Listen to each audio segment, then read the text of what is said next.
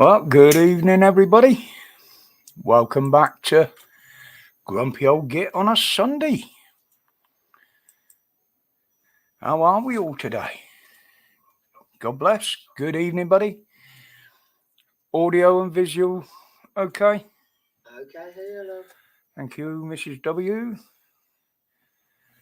My ever faithful tech support in the background, evening crafts.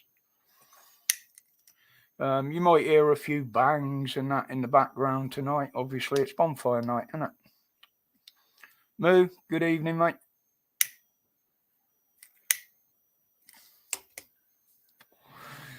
We had quite a few here last night, and I think those that were put up with the rain and the wind last night are kicking themselves because it's absolutely clear skies out there.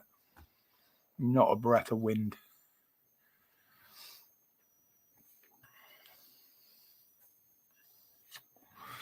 Well, obviously, Dan isn't doing a live again tonight.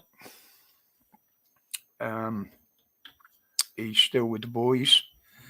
And we're actually lucky that I'm live because my due date for the reset of me StreamYard hours wasn't until later on this evening. But a very, very nice lady. Let's see if I can find it. Or did I delete it? Well, somebody with a girl's name. Yeah. Elisa, it's StreamYard very kindly gave me, what is it she called it? A 24-hour basic trial to see me through. And that lasts for another 17 hours. So, good evening, Stuart. So, hopefully, we'll get tonight the way I read it as a freebie. And then we start again with Fridays, I presume. If I do on Friday. I'll get to that in a bit when there's a few more in here. Chris, good evening. Yeah, all good here, mate. A little bit tired. Had a rough morning this morning in bed. I was up again early because my legs were playing up a bit. I did have a rest this afternoon. I didn't actually fall asleep. Not that I can remember anyway, but I was resting up. So we'll see how it goes. But if I do that, I don't normally go on past midnight anyway. It's usually about past 11.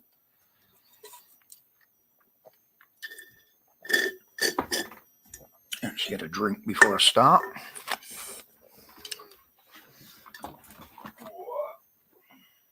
Not very organised. No, not some fun. It's a bit slow.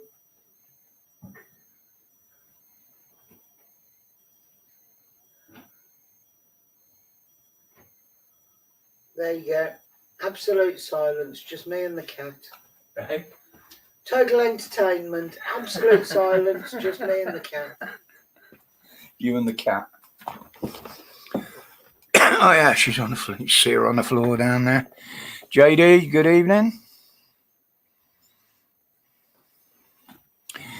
No, JD,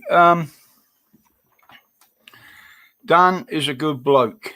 He's recently got in touch with his kids again after many, many years. And he's just spending some time with them, mate.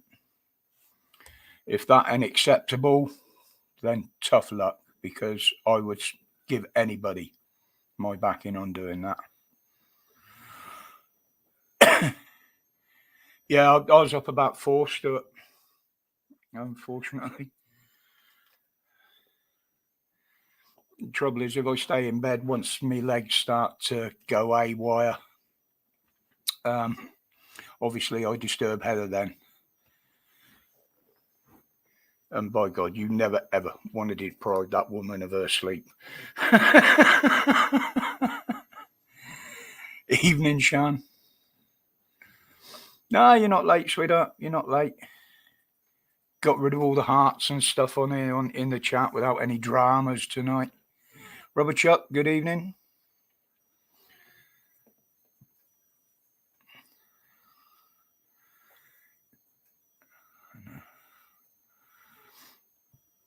Yeah, what mine is, Stuart, I've got, along with everything else, I've had it for years before any of this showed up. I get restless leg syndrome.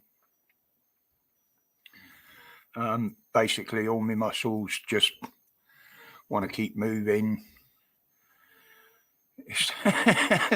Thank you, Mikey. Good evening to you too. Rob, good evening, mate. I will, mate. He may even drop in the chat later on. I don't know. But we'll see what happens. He was having difficulties catching up with the boys again because of their work patterns. So it may be that he's with them tonight. He managed to sort something. Good evening. We were an audit in Chesterfield. Thank you. I will relay that to him if he doesn't drop in tonight. I dare say I'll be chatting to him tomorrow anyway. But yeah, it's a situation that I don't think I'm ever going to be in, although it would be nice to think so. But I don't think it's going to ever happen to me. And I'm absolutely delighted for the guy. I really am. You wouldn't get on with your kids. Oh, I wouldn't. They'd probably want to kill me with what their mother told them. No, I mean, you wouldn't get on with them. No, I don't. You don't know. You don't know. That's. I've got a feeling they'd be too woke because of the way they've been brought up. Oh, I don't think Jason would be woke. He's into his cars and that, apparently. Yeah, right. He's going absolutely fine, mate. Absolutely fine. He's buzzing. I'd go as far to say.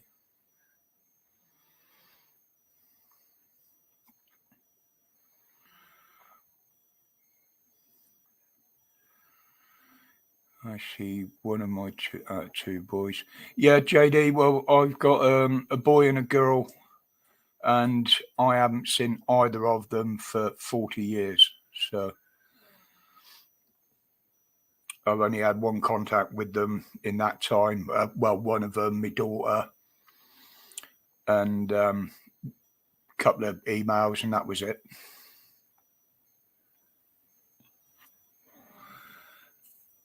But not only is it the boys, Dan's, he's obviously reacquainting himself with other members of the family, some of his old mates from back home as well. And obviously this is going to be good and a precursor to him actually moving back down there. Because, he's going to have people around him. He's going to have people to go and see. He can go out and socialise, which he can't do in Liverpool at the moment. So everything good can come out of it. Obviously, there's no phone in tonight. My tech doesn't support it. But I will open the panel in a bit for any of the regulars that want to jump up. But tonight's all about you guys in the chat, a bit like I did on Friday. Spoke to him 3 times in 30 years. Yeah, his sons are a bit younger than that, Jay. Obviously, I'm not going to go into anything personal. If Dan wants you to know these things, he does tell you. He's quite open and he's quite honest about it. But yeah, he will be back at some point.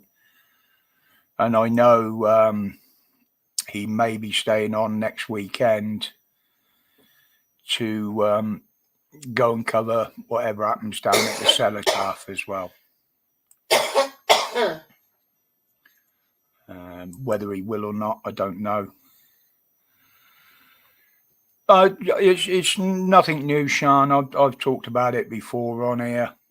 I explained what happened. And yeah, it was through my own choice that I didn't contact them, simply because I had a lot of friends that I saw from broken homes, where the father just popped up now and again. And unfortunately, due to my circumstances and work and everything, that would have been me. And I saw how it messed them up, and I was determined not to do it. But they were always supported, although some of the family don't seem to think so. but they were always supported financially and got Christmas cards, birthday cards regular for more than 25 years. All right, Rob, no worries, mate. You take it easy. Cheers for dropping in, buddy. Makes a change, not going for a shower. Yeah. But yeah, that's where it stands with mine. But I've always left the door open. Both myself and Heather have always said they're welcome to get in touch. They know my contact details because they're in contact with my family, as it were. Although I don't speak to my family, they do, and they would hand their details over, my details over if needed. I was going to say your brother knows. Yeah, my brother knows. My sister probably wouldn't because she's a bitch, but she's the one that's caused most of the trouble, unfortunately. Well, when I did speak to the daughter, Shan, she did say that the family, originally the mother and my own sister, were turning people against me. But she said over the years it got to a point where if my name was ever brought up in conversation, they just sidestepped it.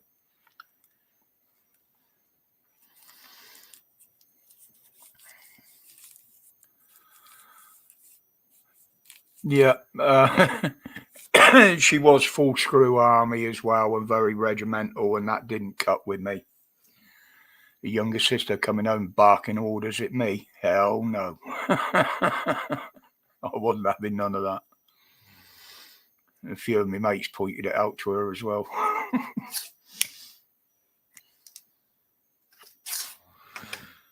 But she was always, I mean, right from when we were kids, anything ever happened, it was always my fault, according to her. So I just let her get on with it. Never really associated with her.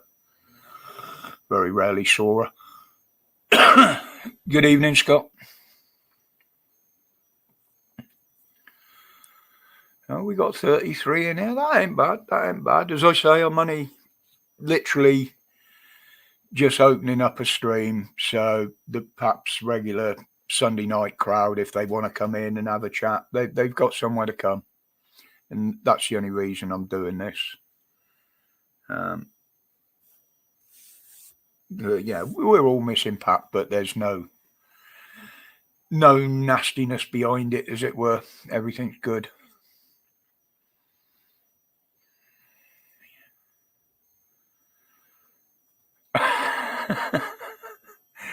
Yeah, them hair transplants ain't worked, Scott.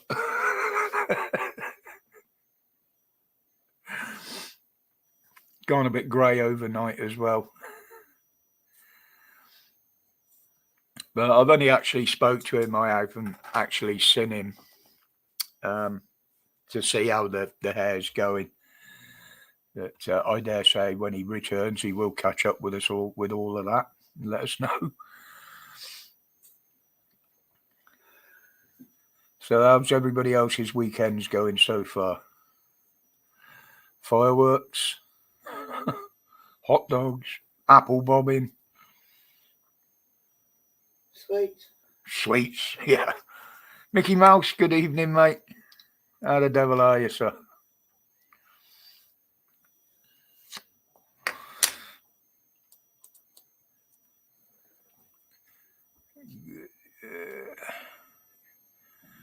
Yeah, as you know, I'm not as energetic as Pap on here, but yeah, I've still got some notes here that I mean, what's been going on? Braverman, oh my lord. Have you seen her? Oh, what am I doing here? Something's going on. Yeah. Homelessness is a life choice.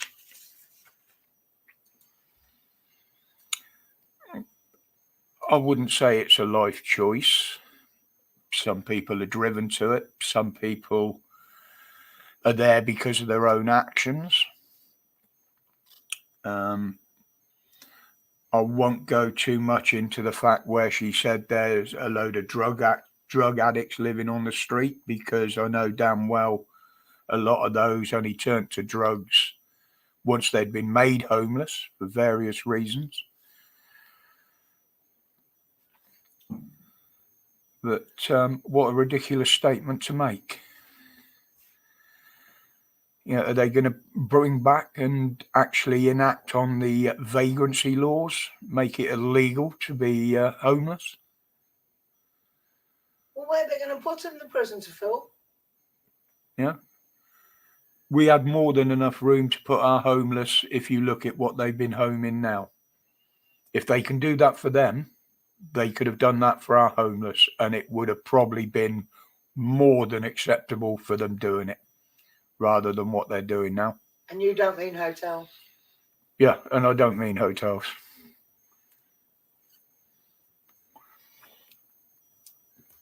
You think how well an ex-army camp would look if they handed one over to the veterans. They'd do their own work, they'd keep it clean, they'd keep it tidy. They wouldn't need security. They could feed themselves. You know? Yeah, I think it makes everybody upset, Scott, and I believe there's a lot more getting upset about it now because they're only just seeing it. This is the issue. We've been going on about this for years and other things, and the media have hidden it, so the main populace don't get to see it. It's only those that come and watch people like me, the Rev, damn, many other channels. It's only the people that have looked at the truth that have had their eyes open, and the rest of them are only just getting them opened. And unfortunately, I think it's too late.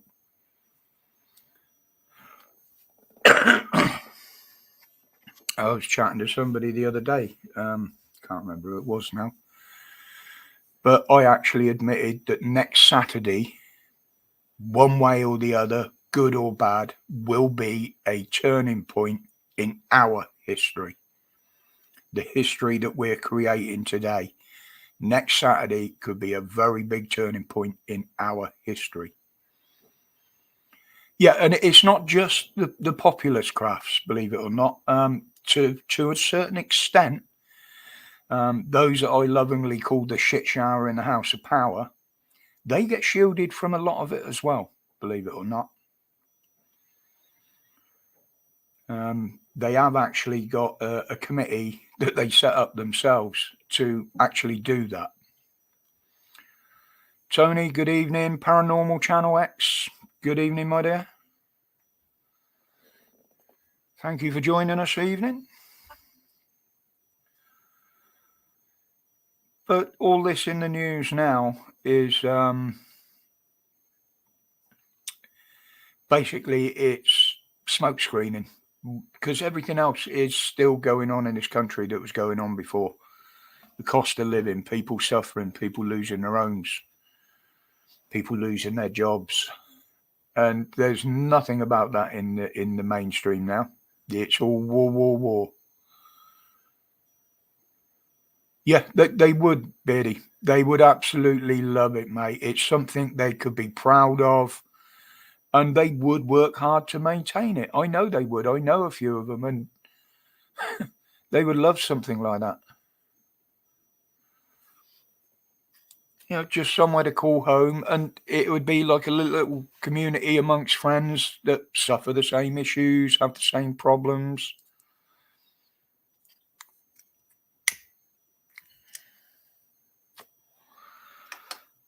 But I said, I think it was Friday. I watched a video on the homeless in London,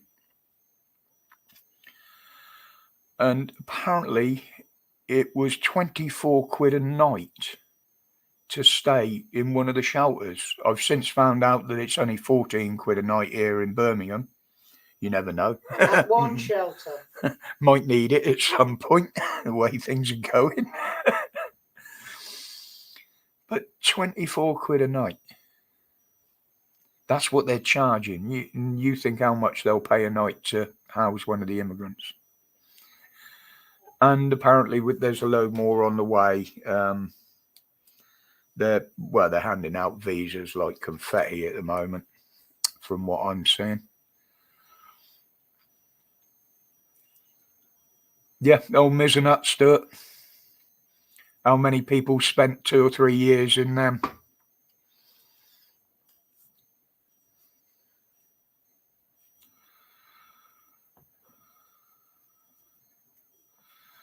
Yeah, and that's it, Scott. The cost of living, the fuel hasn't gone down from what I can see. Food prices haven't gone down from what I can see. They're still trying to push the agenda of what we should and shouldn't eat. I'm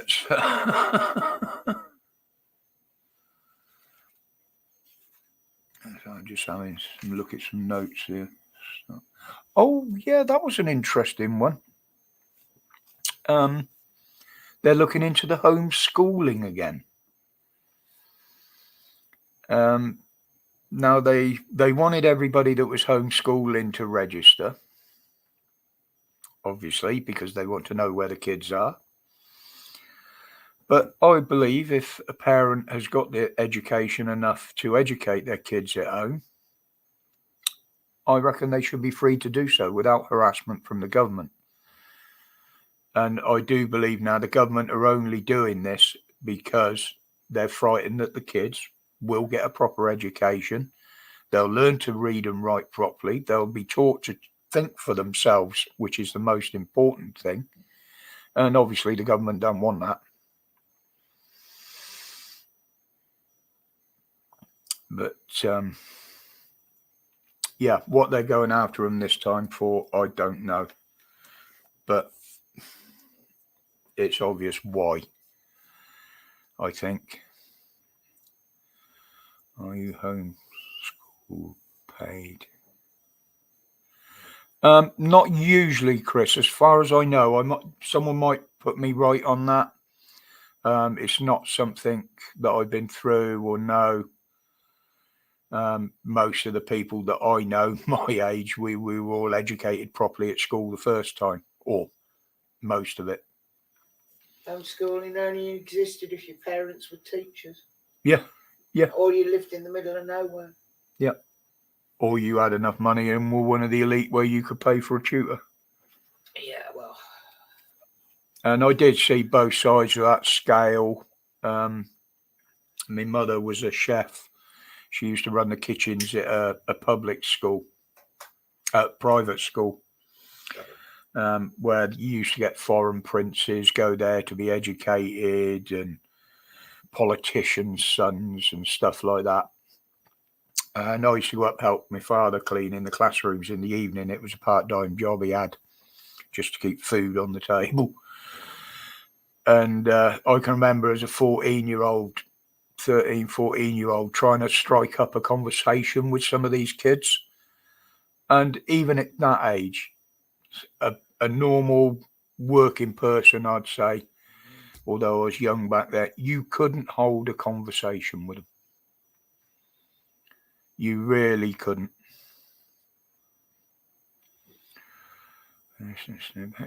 Yes, paranormal. Absolutely. Most of the hotel chains that they're staying in and that are foreigners. As I say, there is a list out there somewhere. Yorkshire Rose or English Patriots or one of those who could probably tell you where it is and how to find it. But I would say anybody that does go away on holiday in this country and wants to stay in a hotel, look on the list. If it's on there, don't bother with it. Teach them what they did was wrong.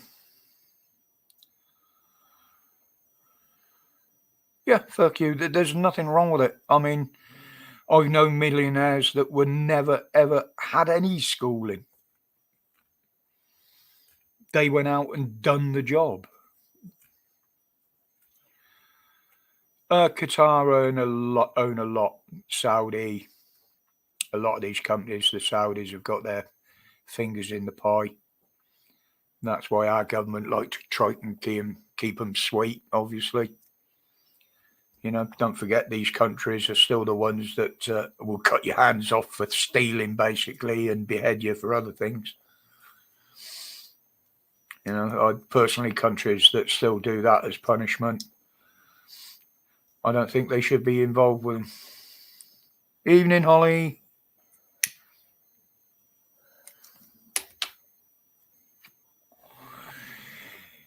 Yeah, at the moment, Chris, I don't know whether you know, it's not actually those people that control the price of oil. It's actually still OPEC. And they are setting the prices to hold back world supply a little bit, believe it or not. That was the last thing I saw on it.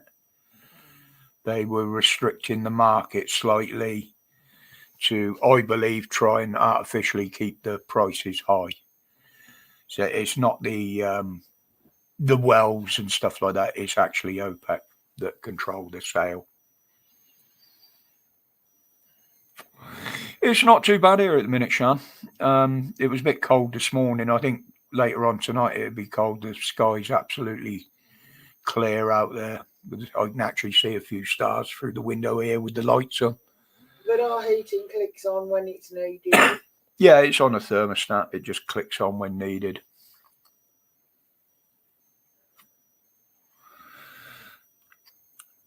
But we did have the heating on a bit this afternoon. We had family round as usual. It's Sunday, so we had family round for dinner. It was our week to host. And before anybody asks, that is not something creeping out of my nose there. I actually nicked myself with a razor earlier. And being on the amount of blood thinners I'm on, I leak quite a lot.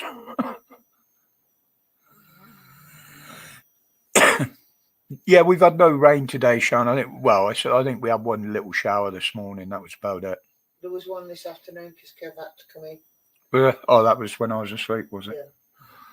Or resting.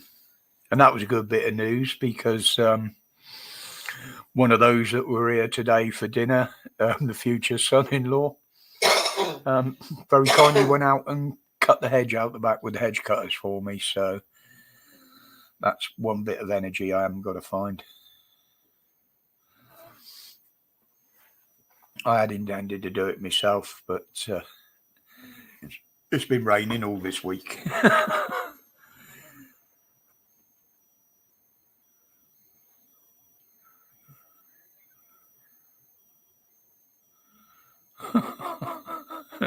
No worries, paranormal. You're allowed to put 2 comments in. Did you notice no dramas? Getting rid of them bloody hearts in the chat tonight. Oh, them things fucking annoy me. Find the queers. Yeah, considering their views on it out there, I'm surprised they even tolerate them on the march.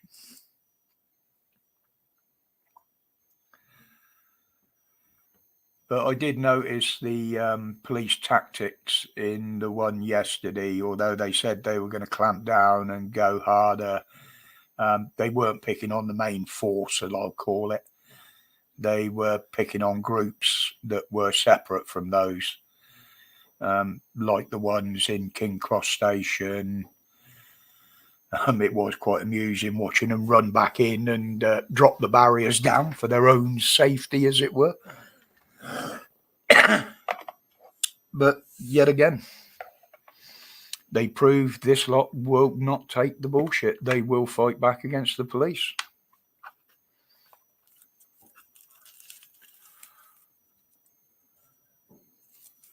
And, we shouldn't say it, but I think the police are going to get taught a huge lesson at some point very soon. I really do.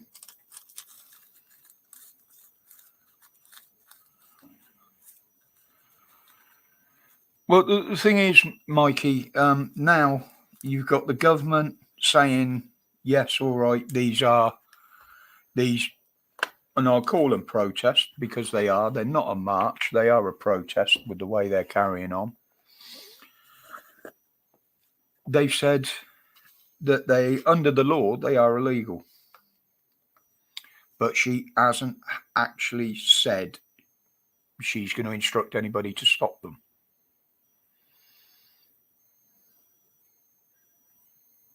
Yes, we will protect the cenotaph. That is actually the only thing that she has said they will do next weekend. Evening, Loafer. So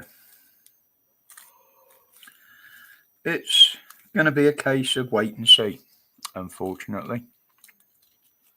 But as I said earlier, I no matter which way it goes, it's going to be a big turning point in our history that we're living now. That doesn't make sense, does it? History that we're living now. Definitely current. Well, that statement is historical now, so... Yeah. Well, as Mikey said, I'm an historic relic. You're a relic. The colossal fossil. He was on today, actually. It was on when I fell asleep.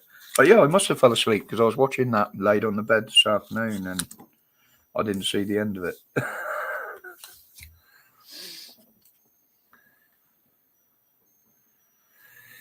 Look, most of the Polish, Scott, that I've met, and I've even worked with a few over the years, and I found them very hard working. Some of them you wouldn't want to upset, but on the whole, they were decent guys. You know, they were prepared to go out and put the hours in to put food on their families' tables and still find money to send home for other families. Yeah, I'm not saying they paid tax on it all the time, but they were willing to go out and work for it, which is what a lot of Brits don't want to do, unfortunately. You know, that they don't realise there's a lot of us out there that want to work, that enjoy work, that have always worked, and for various reasons, whether it be physical health in my case or mental health in other cases. You know, we actually get knocked back because of that. You know, we all know the system's unfair, but has been for years, many years. But it's slowly getting worse. You know, that they'll make the promises, they'll give you something, but as soon as they hand it over with the right hand, the left hand's taking it back. And unfortunately, that's the way governments work. Well, ones like we've got, anyway. But I can't figure out what's going to happen at the next election. You got Labour falling apart now. Not that I follow them clowns closely, but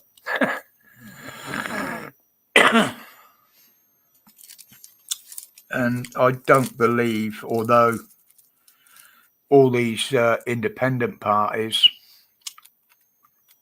yeah,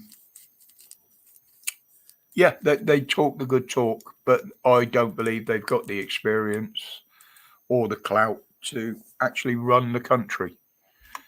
Funny enough. Good evening, James. How you doing, buddy? Been a bit blowy down there in Cornwall of late, innit?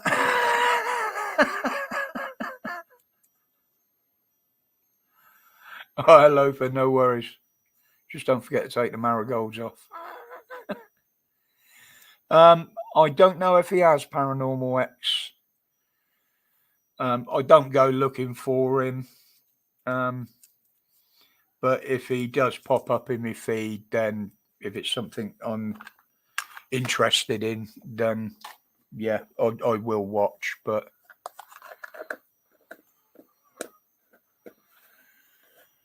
Yeah. He's doing a lot with the ULEZ thing at the moment. He's promoting the guy that's taking TFL and Khan to court. No, paranormal YouTube is getting absolutely ridiculous now. I know a lot of my notifications don't go out, and I don't get a lot of notifications when people comment on my videos even.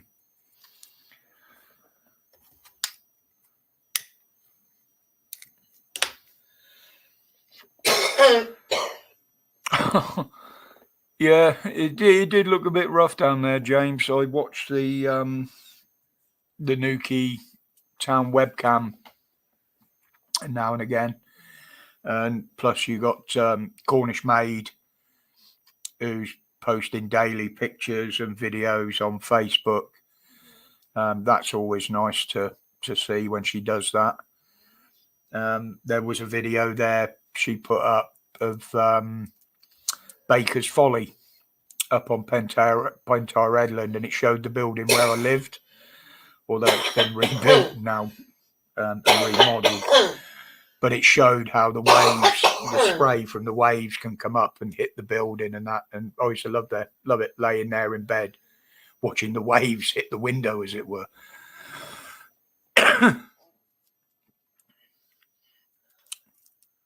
It's still on the map, Lewinick Lodge. It's like an eatery now, big restaurant.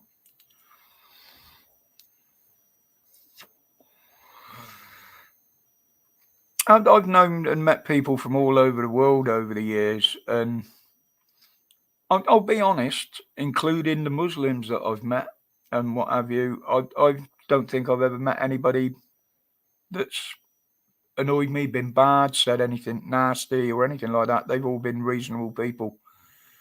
Maybe I've been lucky. You know, I've had black friends, I've had Muslim friends. I haven't had a Chinese friend. That's funny. Yeah, no Chinese. I had one Korean. Evening, Bulldog. But Canadians, Americans, South Americans, obviously Aussies and Kiwis. With the surfing down in Cornwall, I met quite a few of those.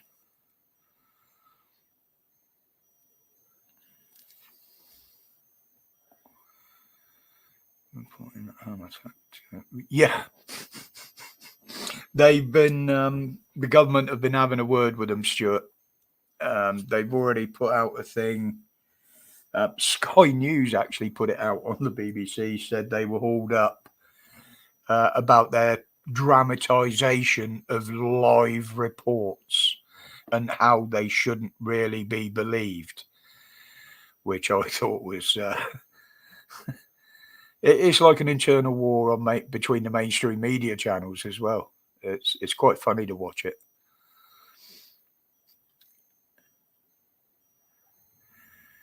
Yeah, JD. I mean, literally, that's all they do. They're either talking about the narrative, or it's the propaganda from one side or the other. None of them are absolutely doing any unbiased reporting whatsoever. I try to. Personally, as I've said, I don't give a shit what they do to each other over there. It's nothing to do with me. But when they bring it to the shores of my country, then it does involve me. And I will have my say on it.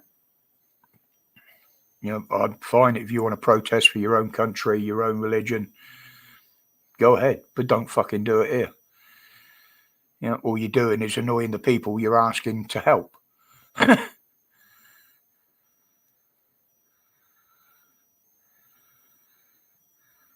Yeah, Biddy, it's totally incompatible. I mean, if the scenario, they overrun the country and take over here, they're just going to turn it into the fucking desolate bomb site that they've just come from eventually. Resist. Good evening. You know, it's like they decimated one country and they move on to another and decimate that one. It's like a slow creeping version of the Blitzkrieg.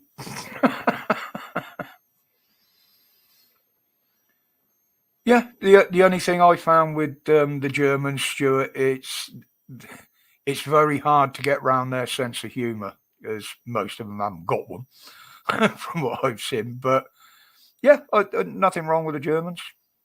You know, it's modern day Germans, I will say. There are one or two that are still hung up in the 40s, but most of them.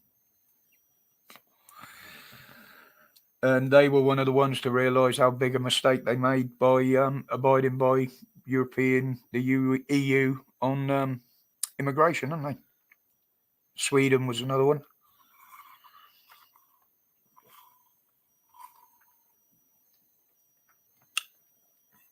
In fact, Sweden's done a complete U-turn on the eco thing, being one of the most greenest countries in the world. They've actually done a U-turn on the EVs. Yes, and I do believe a lot of it is they don't understand our humour, but they won't belly laugh. They won't go deep into humour like we do.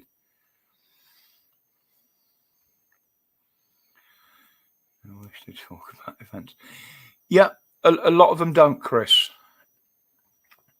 As I said before, I've got Irish relatives, and as a kid, it was a free holiday. So every year we were over in Ireland for our summer holidays.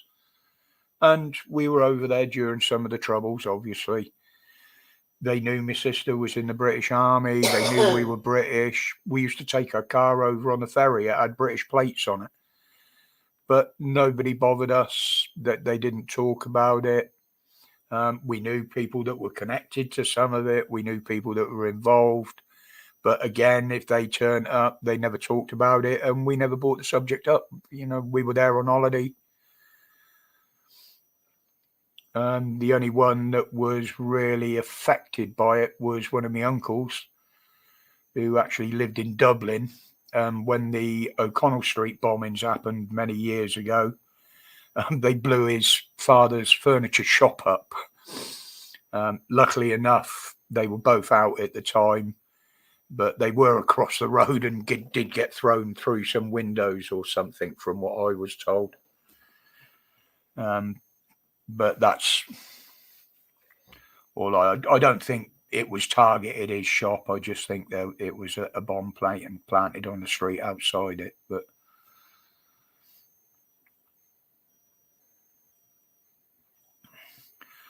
well, the thing is, Jay, most of the original armaments that Germany sent to the Ukraine were unusable anyway. And a lot of them, the guys in Germany absolutely refused to move because they were old Cold War stock and they were too unstable. Some of the wooden crates were rotten and munitions were falling out, and rusty munitions. And I think they thought they'd send them over to get rid of all the crap first and see how they went. And then they got together and decided, right, we were going to keep this going for our own benefit. We'll start sending them some stuff to do it with. But everybody seems to be losing their support in it now, including governments by the looks of it. Zelensky's obviously on another begging tour, got the bowl out everywhere he can. But I still haven't seen where he spent the billions that he's been given already.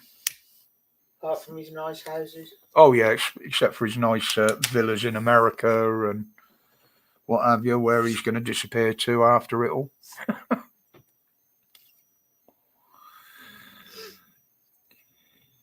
Yeah, but that one time at band camp.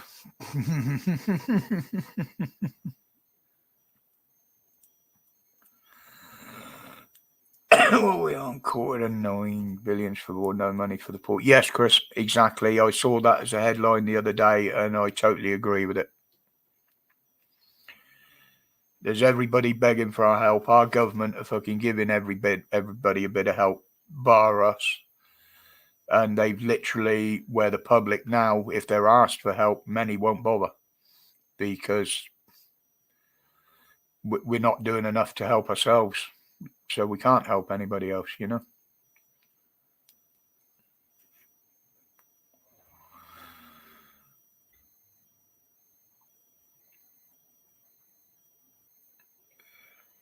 Bombay mix so dry.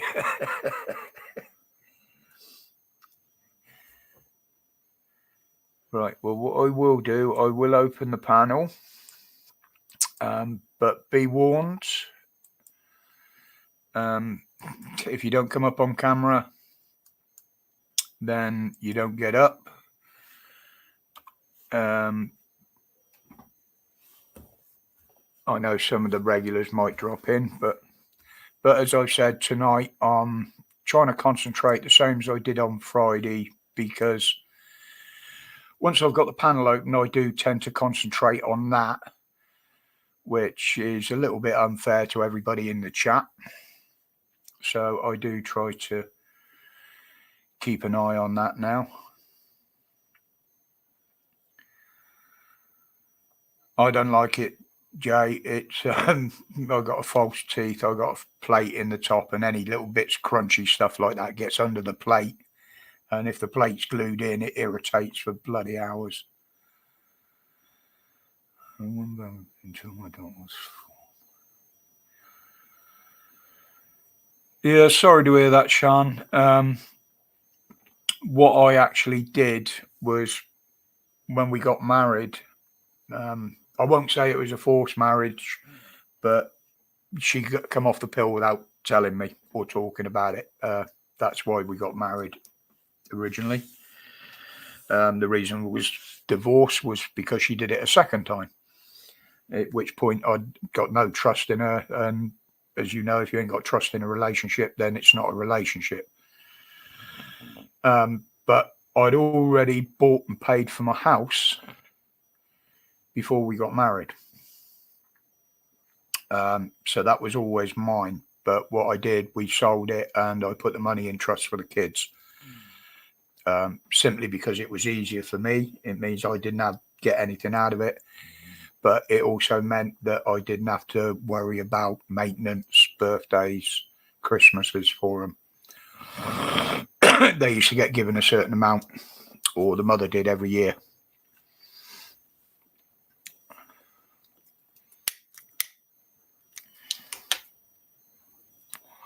And even on top of that, I used to send Christmas cards with money in and stuff. And apparently they never received them. So, and I never had any thanks from them for the ones they did receive. So after 20 years, I gave up sending them, basically.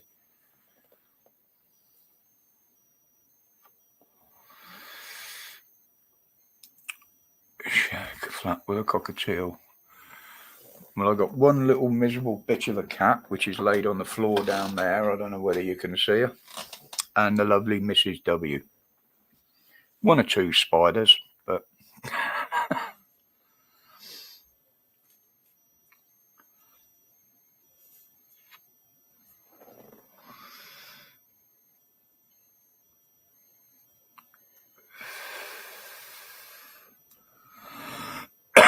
so is anybody else in here that's planning to go up to London next weekend? I won't be going because of my health, but it'd be interesting to know if anybody else is going.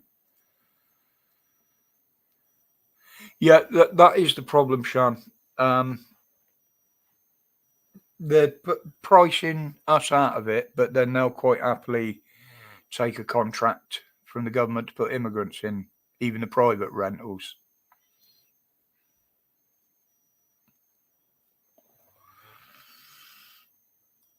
And they've said they're going to empty 50 hotels of them by January. From what I can see, all they're doing is moving them into other hotels that they've opened, and possibly the camps like Scampton.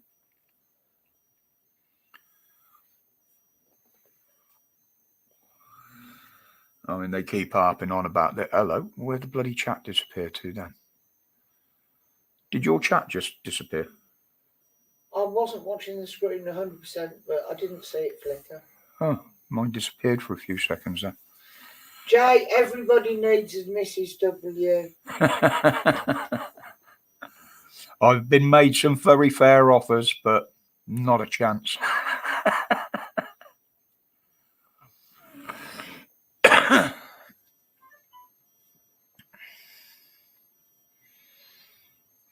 Yeah, but if it's an accident, Sean, you don't. But the ex-wife actually admitted that she came off the pill.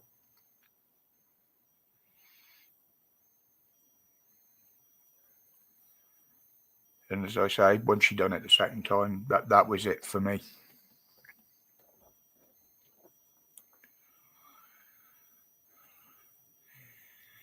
Yeah, it's for the Armistice Day next weekend, Mikey. That's the big issue on this one. I've got a cockatiel to swap. Oh no, Jay, if I'm coming, I want the cockatiel. You can't give him that.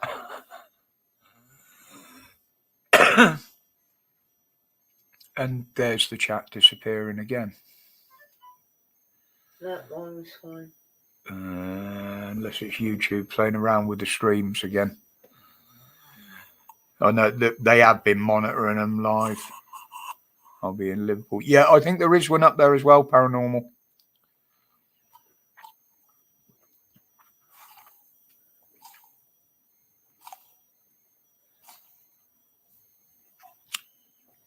Yeah, I don't go to it, not with my health. I mean, I'm going to go to the local one on the 25th down in the city here. But that's because, oh, there goes the chat again. But that's because it's a static one and I haven't got to travel that far. It's only 10, 15 minutes on the local train to get there, a direct route. So, but again, as I said, if I go there, I'm not going to get involved. I'm just going to be in the background, as it were. I can't afford to get involved in my health. I'm just going up to see what's going on with this glitching. Well, I can't see any comments that are being removed. It might well be something trying to open up one of them, what do you call them? Them bloody cookies, isn't it? They try and open up in the background and shit. See, I'm still no good with this tech. You're all right with biscuits, though. Oh, biscuits. Yeah, I understand the biscuits.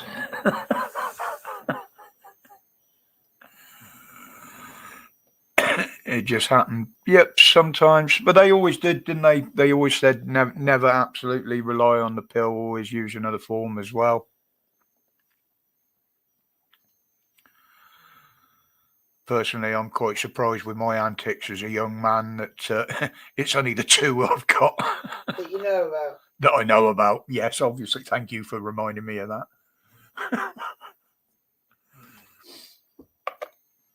Mikey did put the motion forward at one point that he thought Dan was my love child, but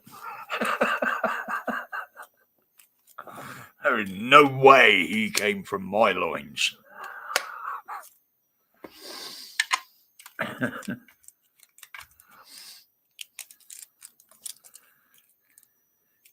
James. Oh, we got two Jameses in here now, so we're gonna have to start using the letters. James M. Good evening, buddy. Matt. Yeah. Correct. But this is the thing. I see so many names in a day between the platforms that I'm on, and sometimes it's the same person, and I just don't know.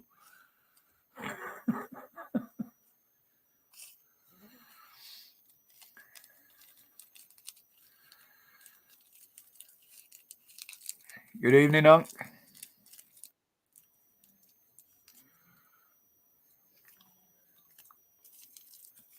Long call again.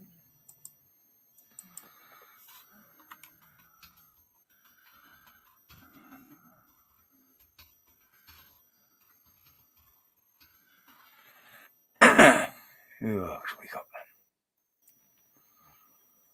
no other way but the train. Well, we've got we've actually got 2 cars out there, but only one's insured and taxed and that at the moment. The other one's just a spare family one. But it costs so much to drive into the city here with everything. It's just as easy. Parking. Yeah, parking is a big issue. It's just easier to go on the train. It's the only issue because you can't park anywhere near where you want to be, and then it costs an absolute fortune. Or you're on road parking, and you've got an hour if you're lucky. Yeah, I mean it's and the the other amusing thing is I'm not going to take any of my herbal medication with me. Obviously, I don't take it out in public. But I'm probably still going to smell of it. And I can guarantee at New Street Station there will be sniffer dogs. So I will get searched. And but they ain't going to find nothing. So I can use that to wind them up. Might make a good video clip.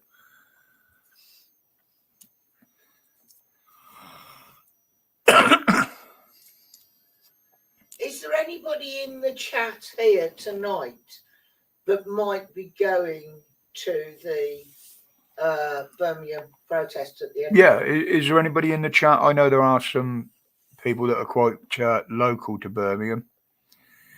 If anybody else is going down there, I'm going to be going and seeing Joe and Dion. They're going to be there from the PTSD camp in Bath. Yeah, I don't carry it around in public though, paranormal. You know, I kind of stick to my own. I must admit, now and again when I'm fishing, if there's nobody about, obviously. James, which south? I'm because down James south, Palmer is Cornwall side. Are you London? Cornwall's down west. James Palmer is Cornwall. James M. said he's down south. Are you London? In it. Well, yeah, in it. Drugs are for mugs. I used to use it for amusement, for Q. But now, literally, like I've said, I don't even smoke the bud. It's all I get is the clippings on the leaves because it helps me with my muscles and the tremors and shit in my muscles. Yeah, my doctors know I use it, Paranormal X, but they won't prescribe anything for me. It does help the pain to a certain extent. Not that I smoke enough of it to do that, because I have to be very, very careful with painkillers. There's certain ones I can't take. Fuerteventura. Whereabouts? I used to go to Caleta de Futsi, just up the road from the airport, Stuart. A friend of mine had a timeshare there. What's the doctor? Yeah.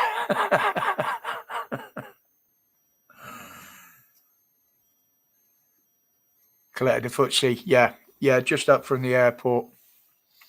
It was quite a few years ago I went there, but yeah, it was quite a nice break, I must admit. Quite a nice little harbour and a walk round. But they don't like you swimming outside the buoys and the net on the beach they have there, if they still have it.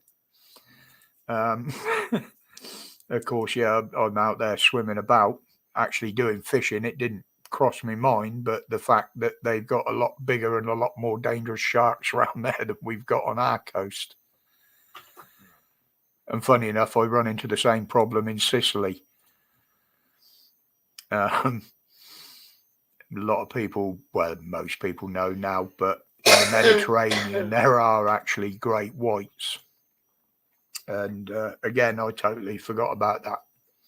And I'm swimming 100 yards off the beach, and all of a sudden, this little blokes come up in a boat and sort of said, no, you go back on the beach. Pink pigeon. I've never heard of that one. Doctors prescribe cannabis spray. Yeah, Beardy, they're in the UK over here. They are really, really tight on it. A lot of it isn't because you can't get it. It's because the doctor doesn't want you to have it. A lot of time, it's a personal preference from the doctor, which it shouldn't be. Not when it concerns people's health. Yeah, I always stay local, Sean. This week at some point, I will get up to the memorial because, as you know, every year I go up there and do a short video from the memorial. Literally because the day before, the 10th, actually, Armistice Day, is the anniversary of my dad's passing in 2000, and he was a veteran.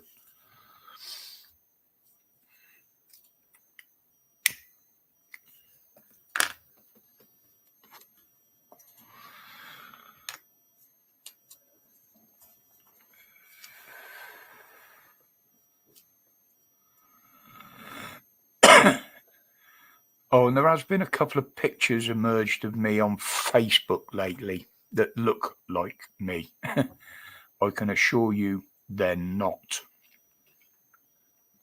Especially the one dressed as an avocado.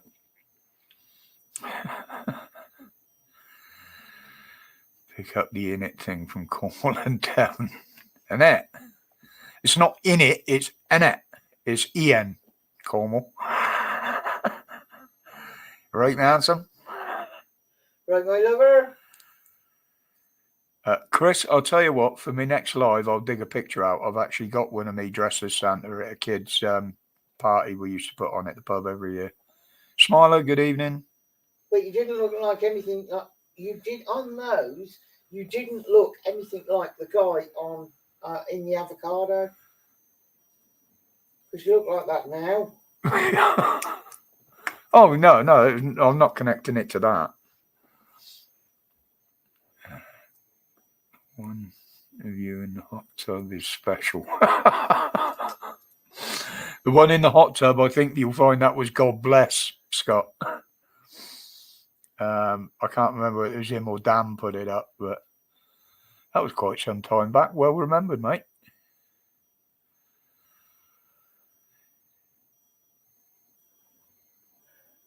Yeah, I mean, was it last year or the year before, Mikey? I had the absolute pleasure of being invited to stand with some paras that were up there, even though they knew I had never served. They invited me to stand with them in the lineup. I did post some pictures of them. They're a great bunch of lads, most of them local.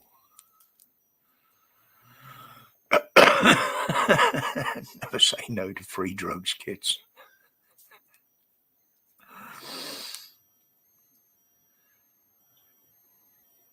Yeah, most of them, the local ones here, I've seen them each time I go up there, and I go and shake their hands and we say hello. There's one or two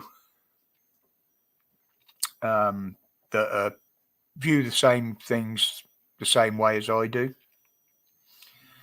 I can't remember his name now in particular. There's one guy in a mobility buggy, tattoos all over his face and what have you. But as he said, it doesn't matter what he looks like. He fought for the country. He's there to remember his mates. And he was very outspoken about things, the same as I was. I won a set too. I was up there filming for something, and the copper said something, and they basically got told where to go. But, thank you, Ollie. I didn't see that, but thank you. If you acted on it, it was obviously needed.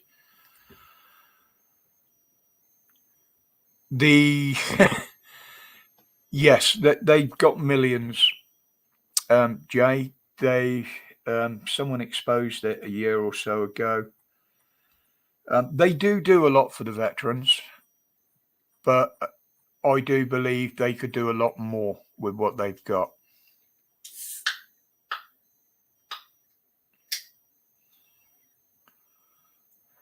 Yeah, let it drop, Scott.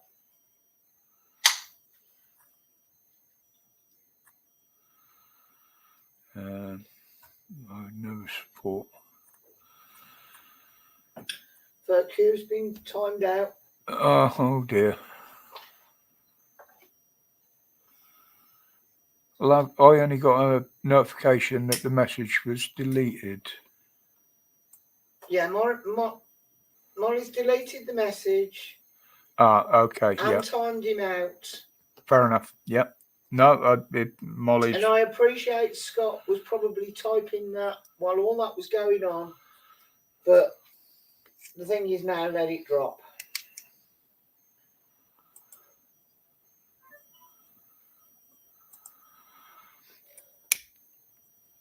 Bob Marley in the way was no woman, no cry tour. Never really into reggae, Unk. Rock and roll, country and western, Irish music in the early years. And then I discovered rock. And I mean proper rock. I used to like a bit of Reggie.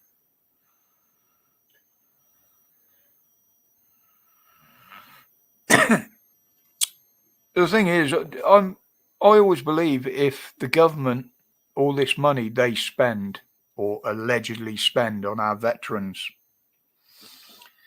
I reckon if they just gave the money to the veterans, they would make more use of it and they would certainly get more for their pound.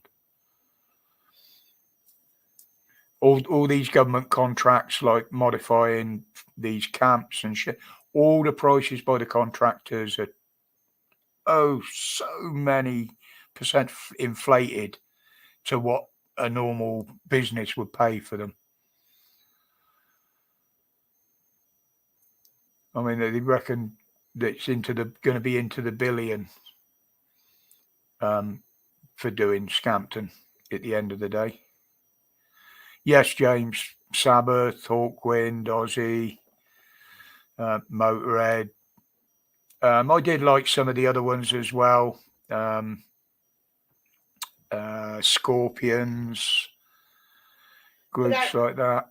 How many dances could you do? Well, I never danced. There was only two. I like to get up and dance, so I like different music. They used to think I was dancing. All I was doing was trying to stand up after a dozen beers. Yeah, I used to like a bit of Floyd Paranormal. I had a chance to go to Berlin many years ago to see the first one they did on the wall when the wall first came down. Because everybody worked at the pub and everybody else was going at the same time. Unfortunately, I had to stay behind and keep the pub running. But they did get me a ticket for the big Wembley one afterwards, which I totally missed because I spent the whole hour and a half of their set staring at the lasers in the lighting deck in the middle of the crowd behind me because I was that far off my head. So I didn't actually get to watch them. I just watched the pretty lights. Yeah, they do help, really, but like a lot of people have said, when they could do a lot more with the money they got. Brilliant short video. Yeah, Tyrant Finder, he doesn't do a lot of stuff now, but when he does put stuff up, it is worth watching.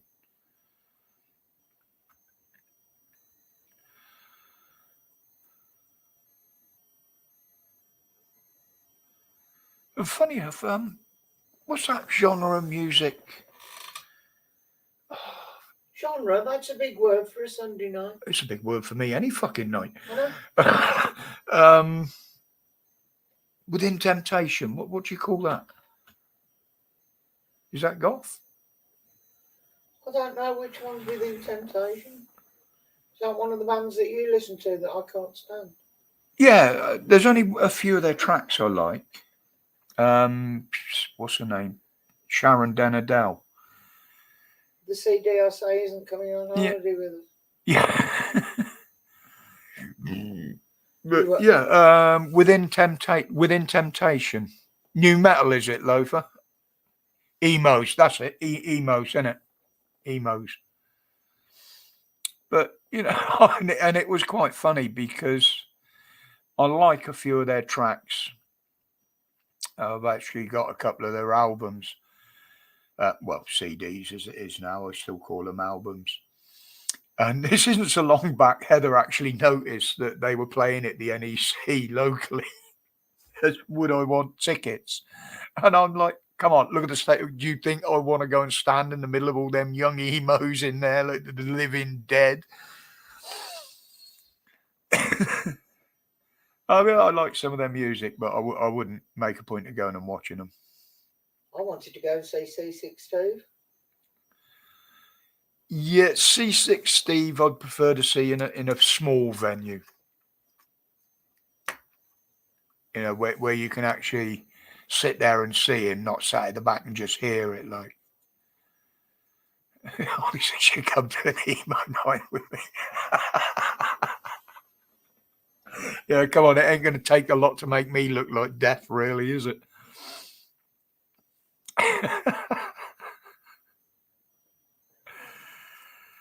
Northern Soul. Northern Soul is still very big, but it is literally only up north where it's big.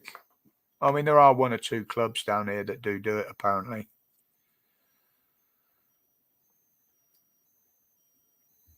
Yeah, he's got one, Chris, he used as well, that's two Morris Minor hubcaps welded together that he had made for him, along with his 2-string guitar. Started out with nothing. Still got most of it left. Yeah. The amount of times I've used that saying. I'm really the Japanese band called Acid Mothers. I'll tell you what, James, there's a band, I think they're internet based only. I've only ever seen them on YouTube. At the moment, they only do covers. There's a young girl fronting them. I believe they're German or Austrian, called Iron Cross. And they do some real good covers. They're good at the covers. I haven't seen any of their own stuff on there yet. I don't follow them. It's just when they pop up. All right, Simon, no worries, mate. Thanks for dropping in, buddy. I'll catch up with you in the week. Yeah, you know, I've watched, probably a dozen of their videos that they've posted. And, yeah, the covers they've done, pretty good, to be honest. But there again, I've watched videos in here. I've actually got a trance track on here. And that was only because the DJ gave me a bit of a copy of it at the time. I got it back in the 80s, 90s, whenever it was. And it's the only trance track I ever liked. And I forgot about it for years. And I could only remember the name of the DJ and a few details. And Heather actually found it for me again on the internet. Google Queen. Google what? Google Queen, yeah. No, Sean, I mean, you know, in my younger years, we used to go out with the old hair with the gel and the quiff and the suit on, the Teddy Boys. I did get into punk rock at one point, although I never dressed the part. I was into some of the music, but unfortunately, in the same years, that was the years when I weren't doing hard drugs, but I was doing more drugs than I should have been doing. Put it that way.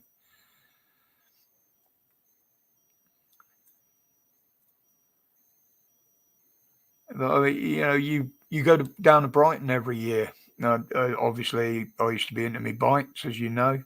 Yeah, I was just going to say that, Stuart. I actually like seeing some of the people my age on these videos riding down to Brighton on their scooters, and it's, and the fact that everybody gets on with everybody there. That's the biggest thing about it. Good evening, Steve. Evening, Steve. Yeah. Another good.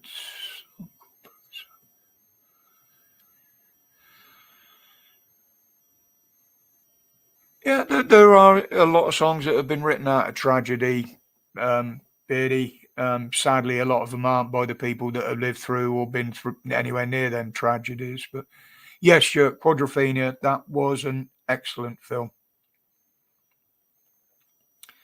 And at the time it was released, I had a big crush on, what's her name? The Debbie Ash. Was she wearing lycra? Nope. Makes a change for you. She had blonde hair and she put it out everywhere.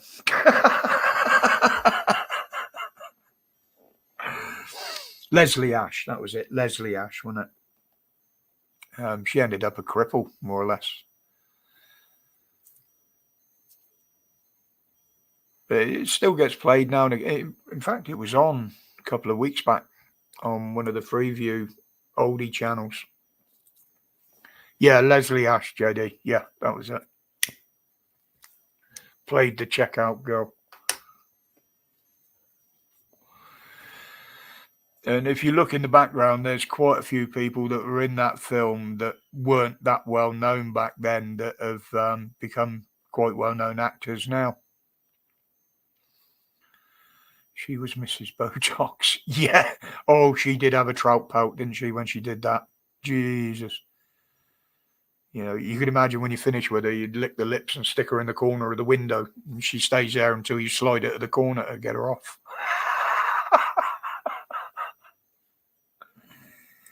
But I can't remember what crippled her.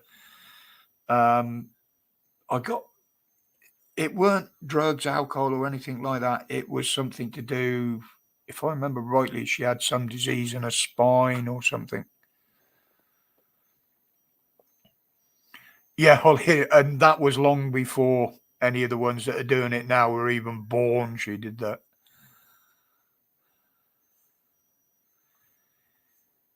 Yeah, I know it was a medical condition that put her in the way she was.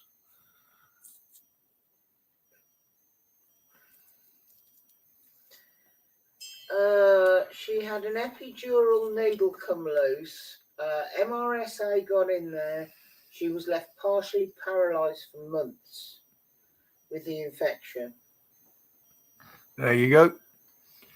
She had an epidural needle loose in her spine.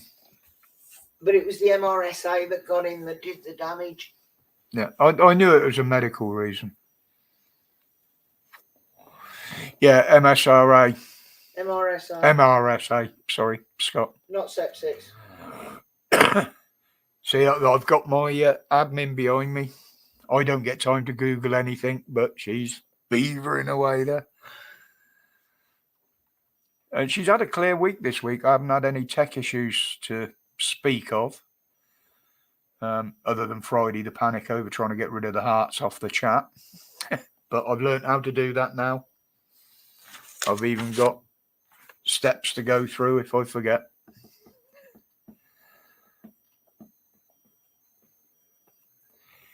Yes, they did, Mickey. And anybody that hasn't seen it, Scum is an excellent movie, and it is available in YouTube. There is a full-length version of it in there. And it does actually depict real life in some of these, what shall I call them, reform prisons for youngsters, shall I say.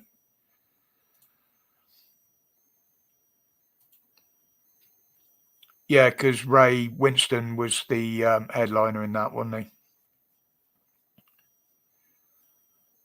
Scrubbers as well, won't Yeah. But yeah, that Scum, if you've never seen it, some of you younger ones out there, it's well worth a watch. It's well acted.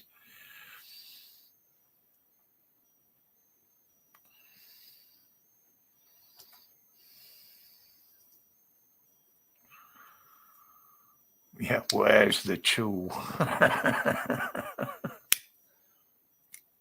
As Scott said, I'm the daddy now. Good evening, Hunter. You know, it showed the attitudes at the time when the lad was told that so and so had died, and they all thought it was a pet, and he said, "No, it was my wife." You know, they didn't give a shit, and that was the attitude in them places back then.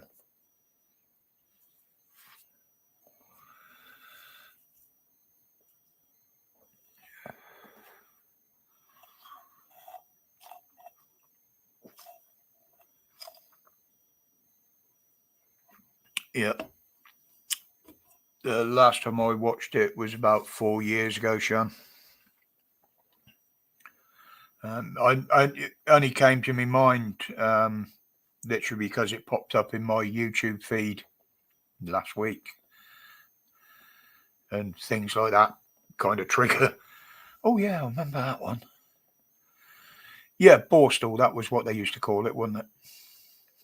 Borstal. Nowadays, it would be a reform clinic or something.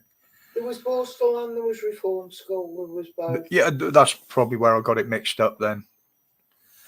I couldn't remember the word Borstal. That's why I used Reform School. Yeah, it was quite violent, Sean. But unfortunately, as I say, it was. That's the way it was back then, unfortunately.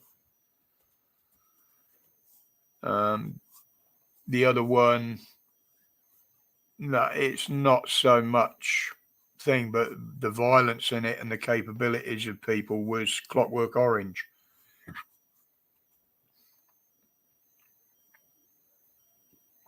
You know, that's reminiscent of the gangs we got on the streets now.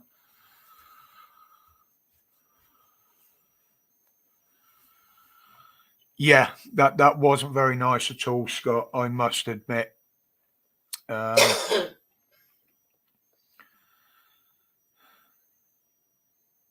Yeah, that's what I say, Sean. It was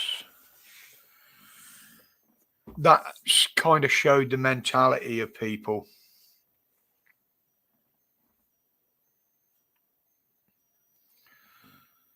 Chopper, yeah.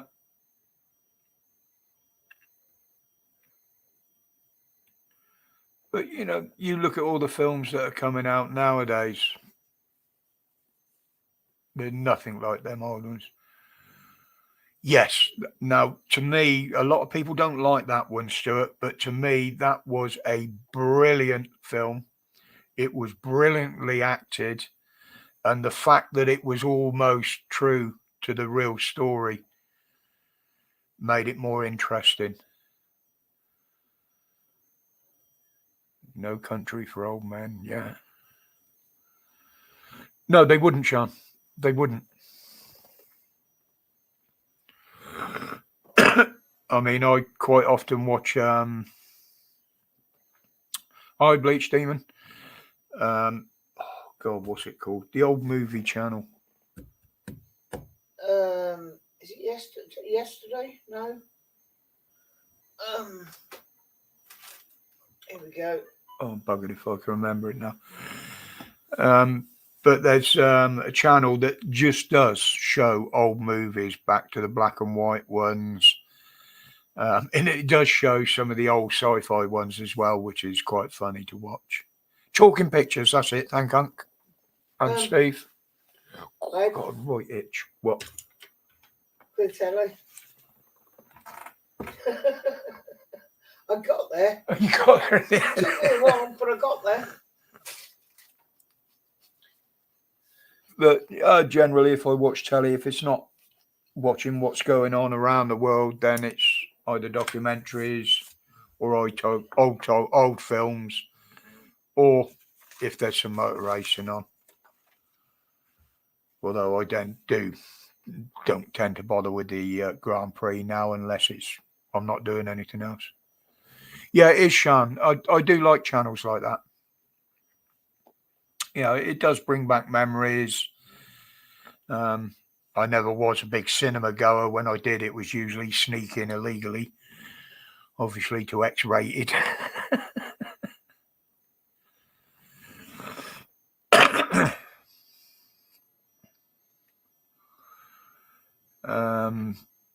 Yeah, that was the one where he was the gangster, wasn't it, Mickey? Oh God, I know the one you mean.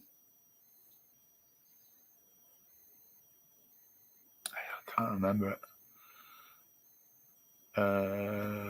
Okay. Michael Caine used to do some good Roger ones. Gold Troop, where's me in trainers? Yeah. Roger. Yeah, Bleach Team. It was Stephen King had a McVicker. There you go. Thank you, Scott. Yeah, McVicker.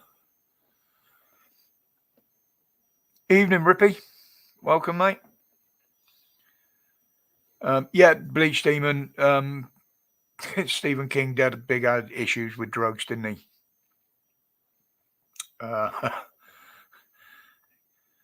You think about it. Did he think about the first self-driving car? It's not one I'd have wanted. Well, I wouldn't want ones they got now, let alone that thing.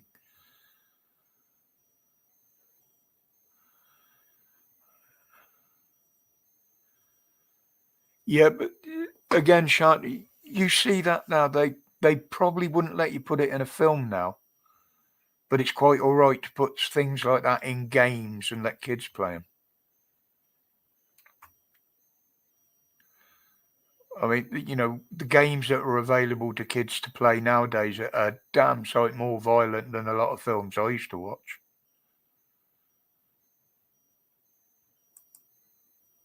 And the other, that's something I didn't consider. The online safety bill. Some of these games consoles actually work online, if I'm right, aren't they? They're connected to the internet and what have you. Yes.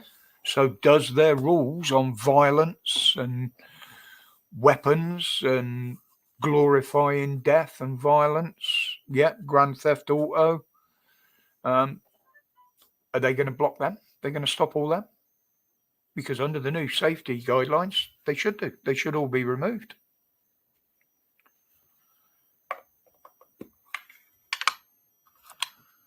I don't think I've heard anybody think about it that way since it's been brought in. And this is what I mean. Because I don't think out the box. I just think strangely to everybody else at times. But that just come to me. Yeah, you know, how's that going to affect the games? Tinker Tailor just sold a spot. Yes. Labyrinth's on a regular basis. Oh, Labyrinth is on half a dozen times a year. And Kroll. Evening, Gary. And Legend. Little Tom Cruise. Little Tom Cruise. Dark Crystal.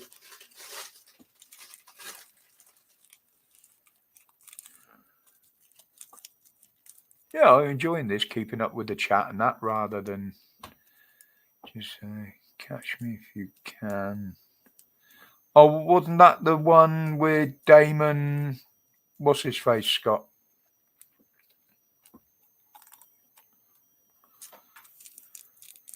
Unfortunately, Paranormal, if you're doing videos like I do, sometimes you have to watch it just to pick up on the stories. And as I always say, then I go look at the story, I look behind it, look at the reason for the story. If it's something that I want to talk about, then I talk about it. You know, I don't. Well, I do set parameters. Yeah, I don't talk a lot about Russia and Ukraine, although I do give my opinions on some of it that I see. But I don't trust any of it that I hear from out that way. I don't trust any of the information, no matter where it's come from.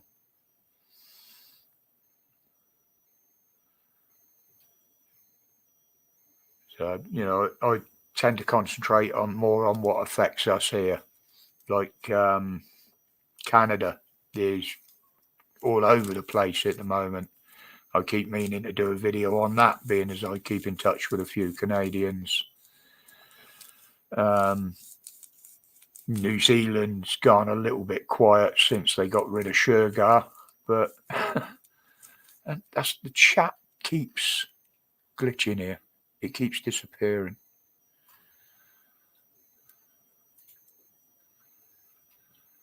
And some of the old historical films, based on allegedly true stories, but based more or less on legends. Ones like First Night, ones like that, literally because they were filmed in and around areas I know. Yeah, it might be just mine, Sean, because I'm here, there, and everywhere, and I have to accept cookies to, get to certain articles and stuff like that.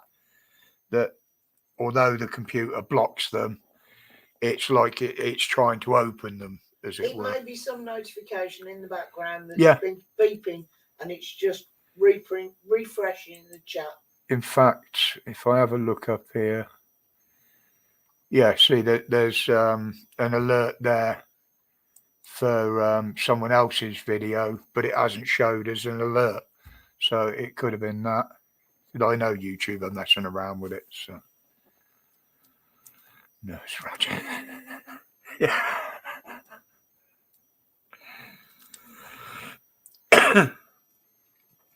But because I just, when I'm on Facebook, I don't actually go into people's profiles and look at what they post. I look at just what gets put in my feed, because obviously friends' posts get put in there as well.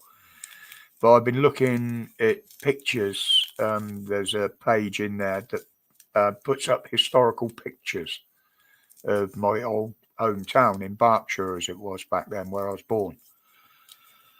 And I've learned more about the town since I've been on Facebook than I learned about the history of it while I was there, being living there, being brought up there. There was things I'd heard about that I didn't realise, and then all of a sudden I see the pictures, and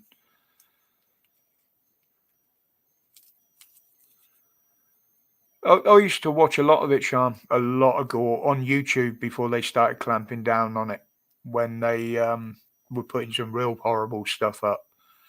Because I was looking at it because literally I couldn't believe that they were allowed to put it on. You've got to watch. Beheadings. What was the other one? Oh, Saddam putting explosive necklaces on people and detonating them. There was some real horrific things on there. I mean, I've seen some horrific things in my life anyway. But I was quite shocked at what they were allowed to put on there when I first started looking at it. The first thing that crossed my mind was, that's real life. That isn't the movies, Do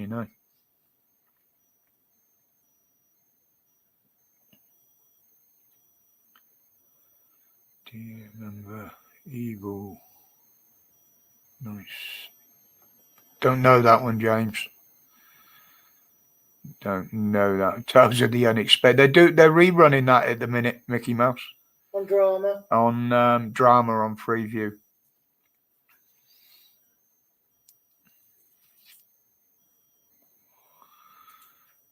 And funny enough, I can remember most of the stories when I see some of it as well.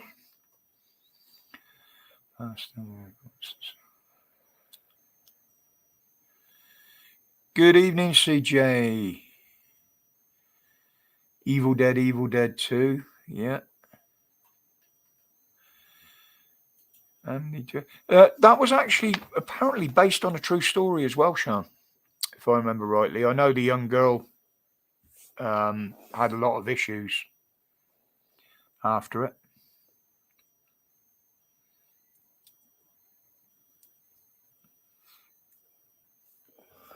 Bloody fag ash everywhere.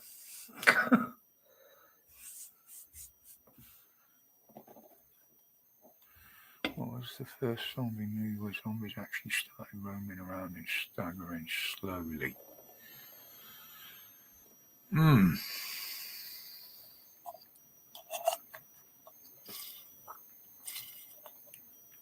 you know what, Loafer? I'm trying to think of that. Because the original one, the first one that I ever saw, the black and white one, they weren't actually zombies. They were just brains with spinal columns crawling on the ground. Very badly made. Yeah, that's about the first one I can remember, Mikey, was Night of the Living Dead.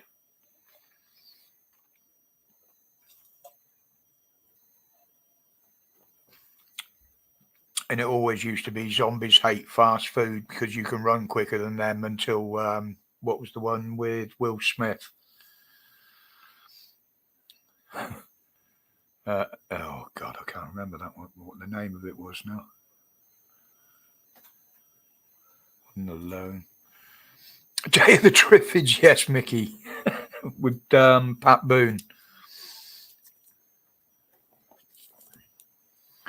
There was actually a series as well, I can remember. I think it was the 70s. There was a series of the Triffids. Are you thinking of I Am Legend? I Am Legend, that's it, yes. Thank you. Prince of Bel-Air. I loved Hellraiser. My daughter's favourite film as a child was Nightmare on Elm Street, the series. She used to sneak downstairs after I'd gone to bed and watch DVDs. I saw a poster today who was Freddy, is Edward Scissorhands, Freddy's love child.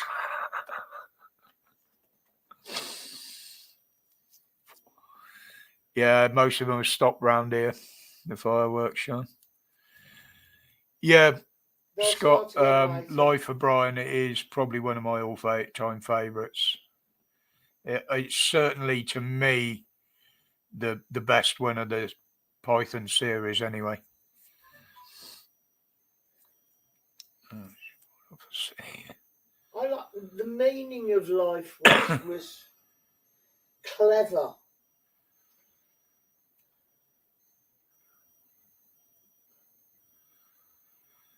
Good evening, Nathan. Welcome from across the water there. How's it going, buddy? It's all good here, mate.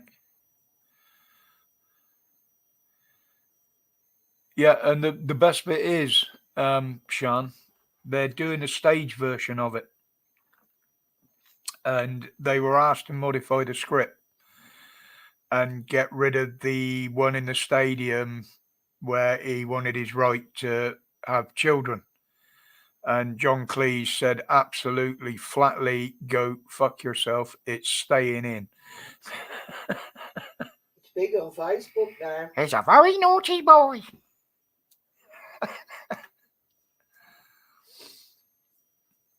I noticed how Stan hasn't come online today. Who? Stan. Stan? Yeah, he was going to come online as Loretta. Oh,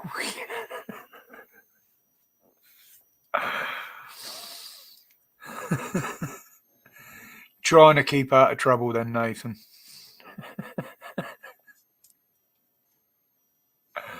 Yeah, Life of Brian. The Holy Grail was okay. But to me, the Life of Brian has got to be the best one. But he can have the right to have babies.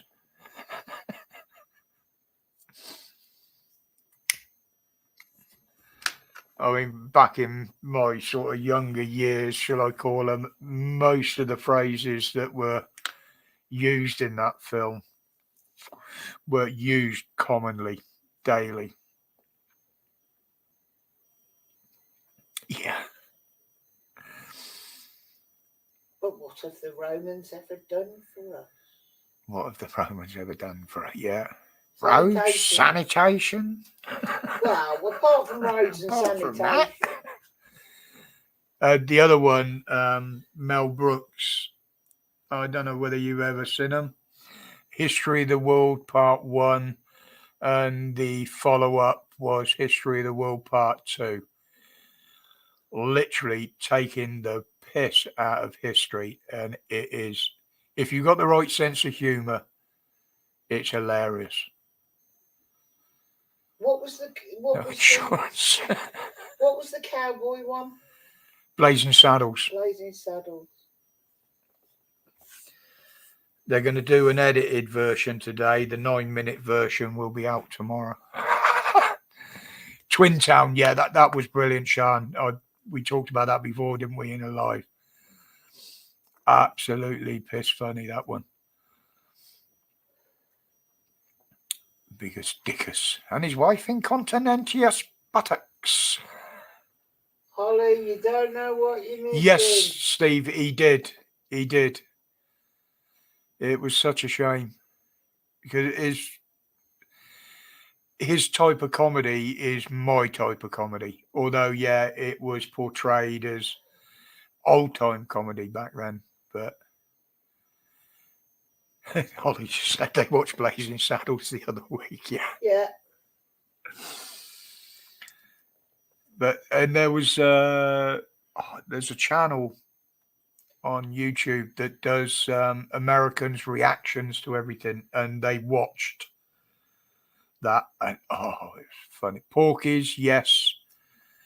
Good evening, Paul. Yeah, Porkies. I actually went to the premiere in this country because of the drag racing and the cars. They actually premiered it, and we got free tickets and the pink T-shirt with the pig on, inviting us all to go over for the evening to the theatre in Bedford to watch it. So we got to see the first one before the rest of the country. Pee-wee and Porky's, yeah. Meat. Pee-wee Herman died the other day. Did he? I never heard that. I'm sure I saw that. Point at the camera. Yep. Let's check. Hey. How's it going? Mate. Gotta check. You were talking about comedy films. I thought, what am I doing typing in the chat at 1 mile an hour when I could be speaking to the expert? How you doing? I mean, some of them, I used to love the old ones, mate. Oh, my bad. He died in 2009. It can't have been him that died the other day. Oh, all right. Yeah, all it is, Steve. Because I do, when I get on the panels, I do tend to not try to, but I do end up ignoring the chat. And I'm just trying to have a bit of fun with people in there tonight.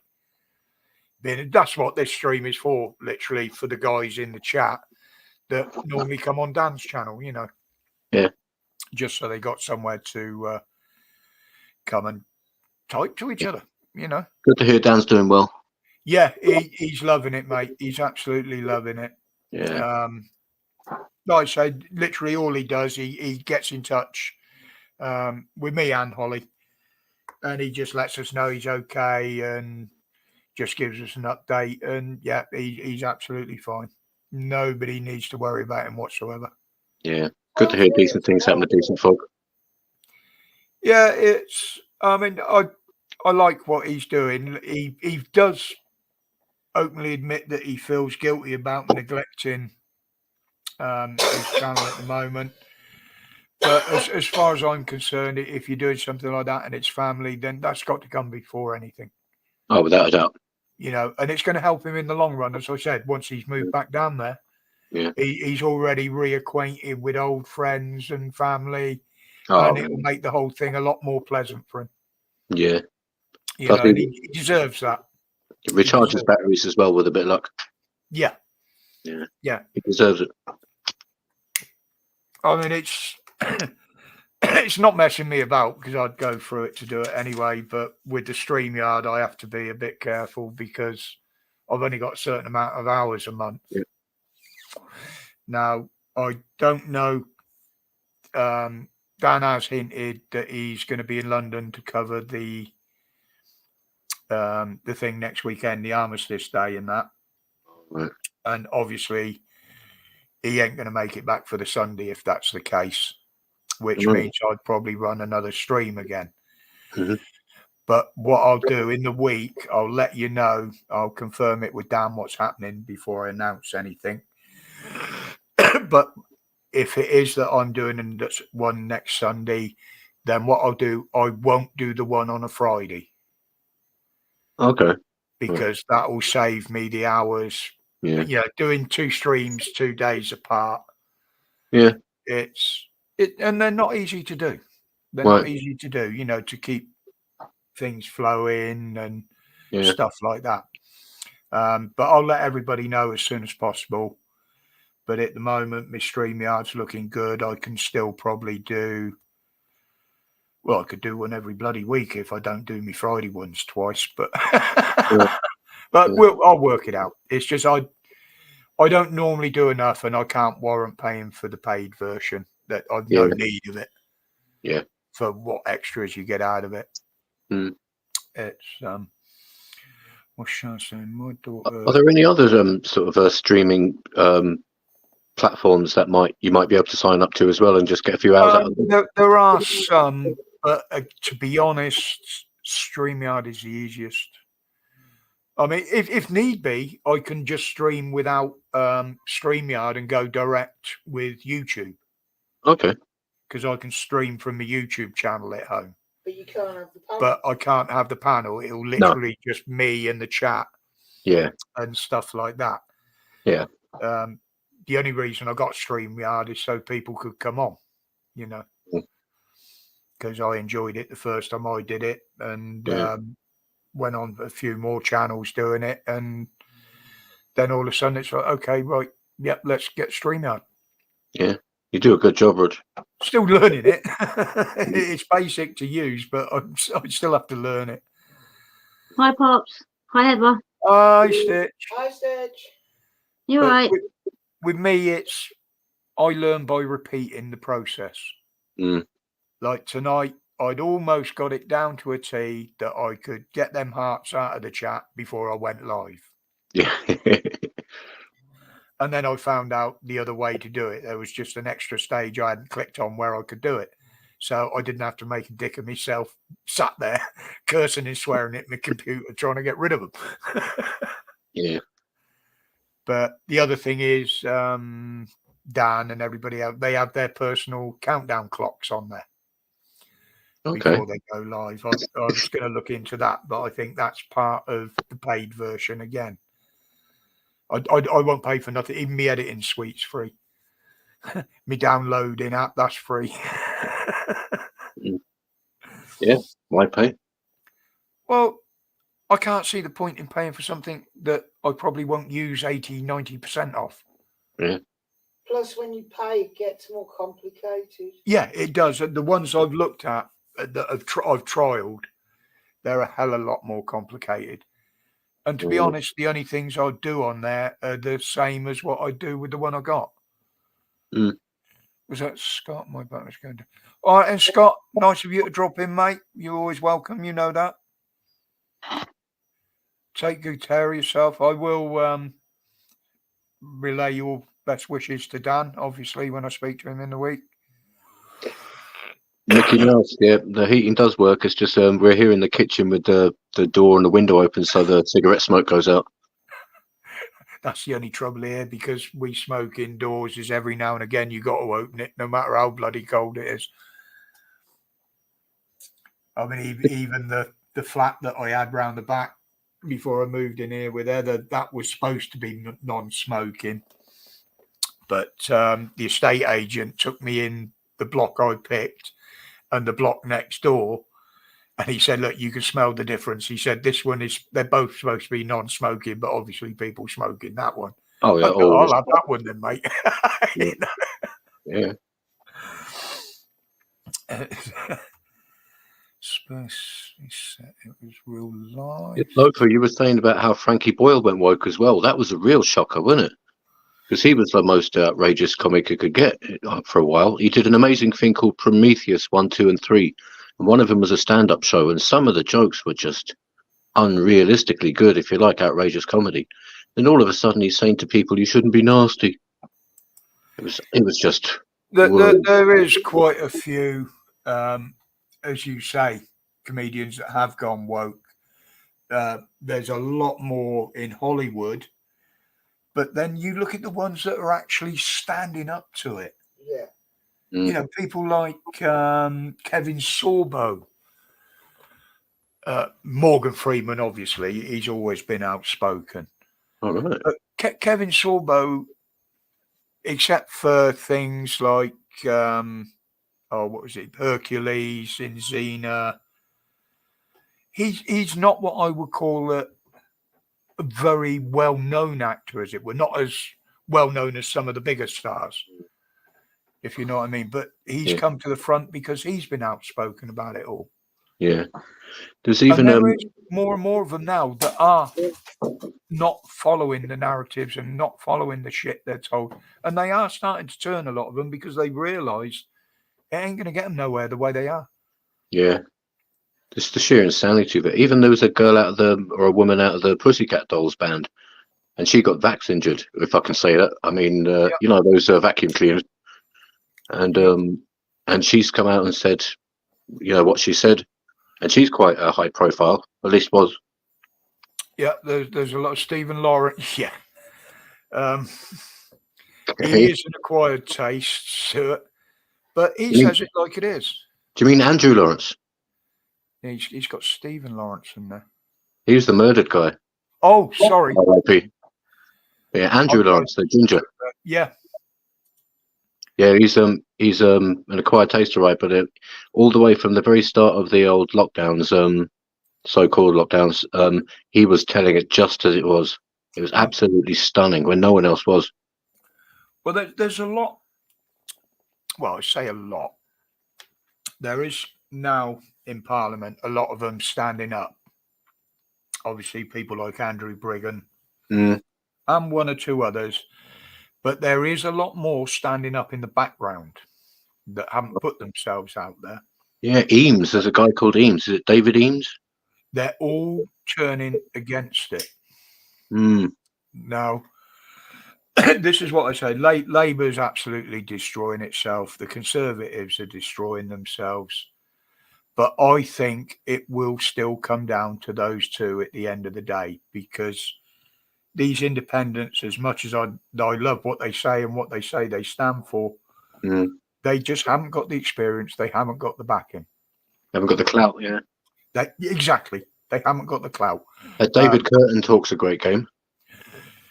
David Curtin I've liked right from the beginning, when he ran for Lord Mayor of London. Yeah, Heritage Party, I think it is. Yeah. I particularly like him, not because of the party. I like the questions he used to ask on the London Assembly, on the committee. Yeah. He asked the right questions, and he kept asking the right questions until he got a bloody answer. He wouldn't let them skip round it like they do now. He comes across very amenable, but when he's actually got teeth. Yeah. I mean, I didn't realise there was a small protest down in Birmingham last year, and I didn't know it was even happening until I saw the interview with him. Now, if I'd known he was there, I probably would have gone down, you know, because I've always wanted to meet the guy. And I'm hoping that he just might be there at this one this month. I shall he's easy to spot. I shall certainly be looking out for him. Also, talking of the London Assembly, Peter Whittle from the New Culture Forum, he was just legendary on the London Assembly. He got kicked off a couple of times for just, you know, the usual thing, the truth. Well, I think a lot of them now, they've gone quiet over the last week or so. And I think a lot of them are waiting to see what happens over this COVID inquiry 2.0. Right. I think they're waiting to see who's going to get with the two main ones are getting slated, obviously, Boris and Hancock at the moment. But there is a lot more dirt to come. And I just want to see Hancock in there being questioned. That's the one I want to see. I ain't worried about Boris. Boris was a puppet. Oh, yeah. But Hancock, I want to see what he's got to say for himself. The Dazzle Matt. Well, it was funny that after they announced that this was going to happen, that he tried to get immunity from the courts through prosecution. Yeah. That's very suspect in itself, and to me, that just points at guilt. It's like Pfizer or whoever they are saying 75 years non-disclosure or something. Yep. For what reason? Oh, no reason. Yeah, he knows what's coming. What's going on in the chat? Sorry, Steve. I started to ignore the chat again then. Not at all, mate. Not at all.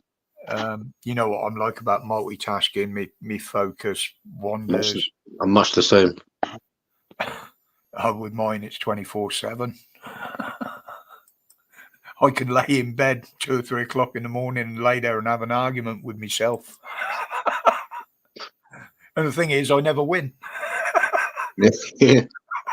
It's the space monkeys that always win. Space chickens, man. Space chickens, sorry. Oh, they were some evil little bastards. But they were good fun.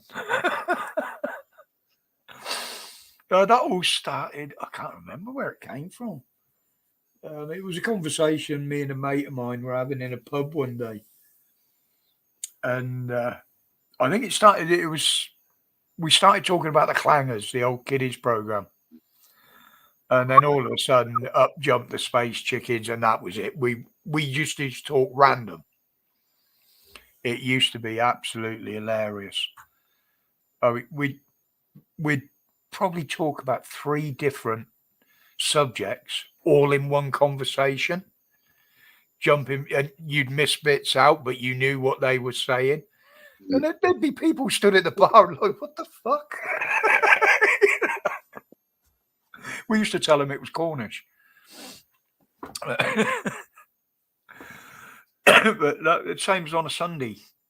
Sunday nights was always my night off on doing the door work. I had a lad that I used to put on, to cover me. Like Sundays was my day off. I didn't have to do any work. If I wanted to go fishing, I went fishing. 9 times out of 10, I went out on the piss for the day. Yeah. But I used to take a random object with me when I was going around the pubs. It could be anything from a bike wheel. I particularly remember one Sunday I had a stuffed toy carrot, fluffy carrot called Cedric, and I just put it on the bar. Cedric. People, what's that? Oh, that's Cedric.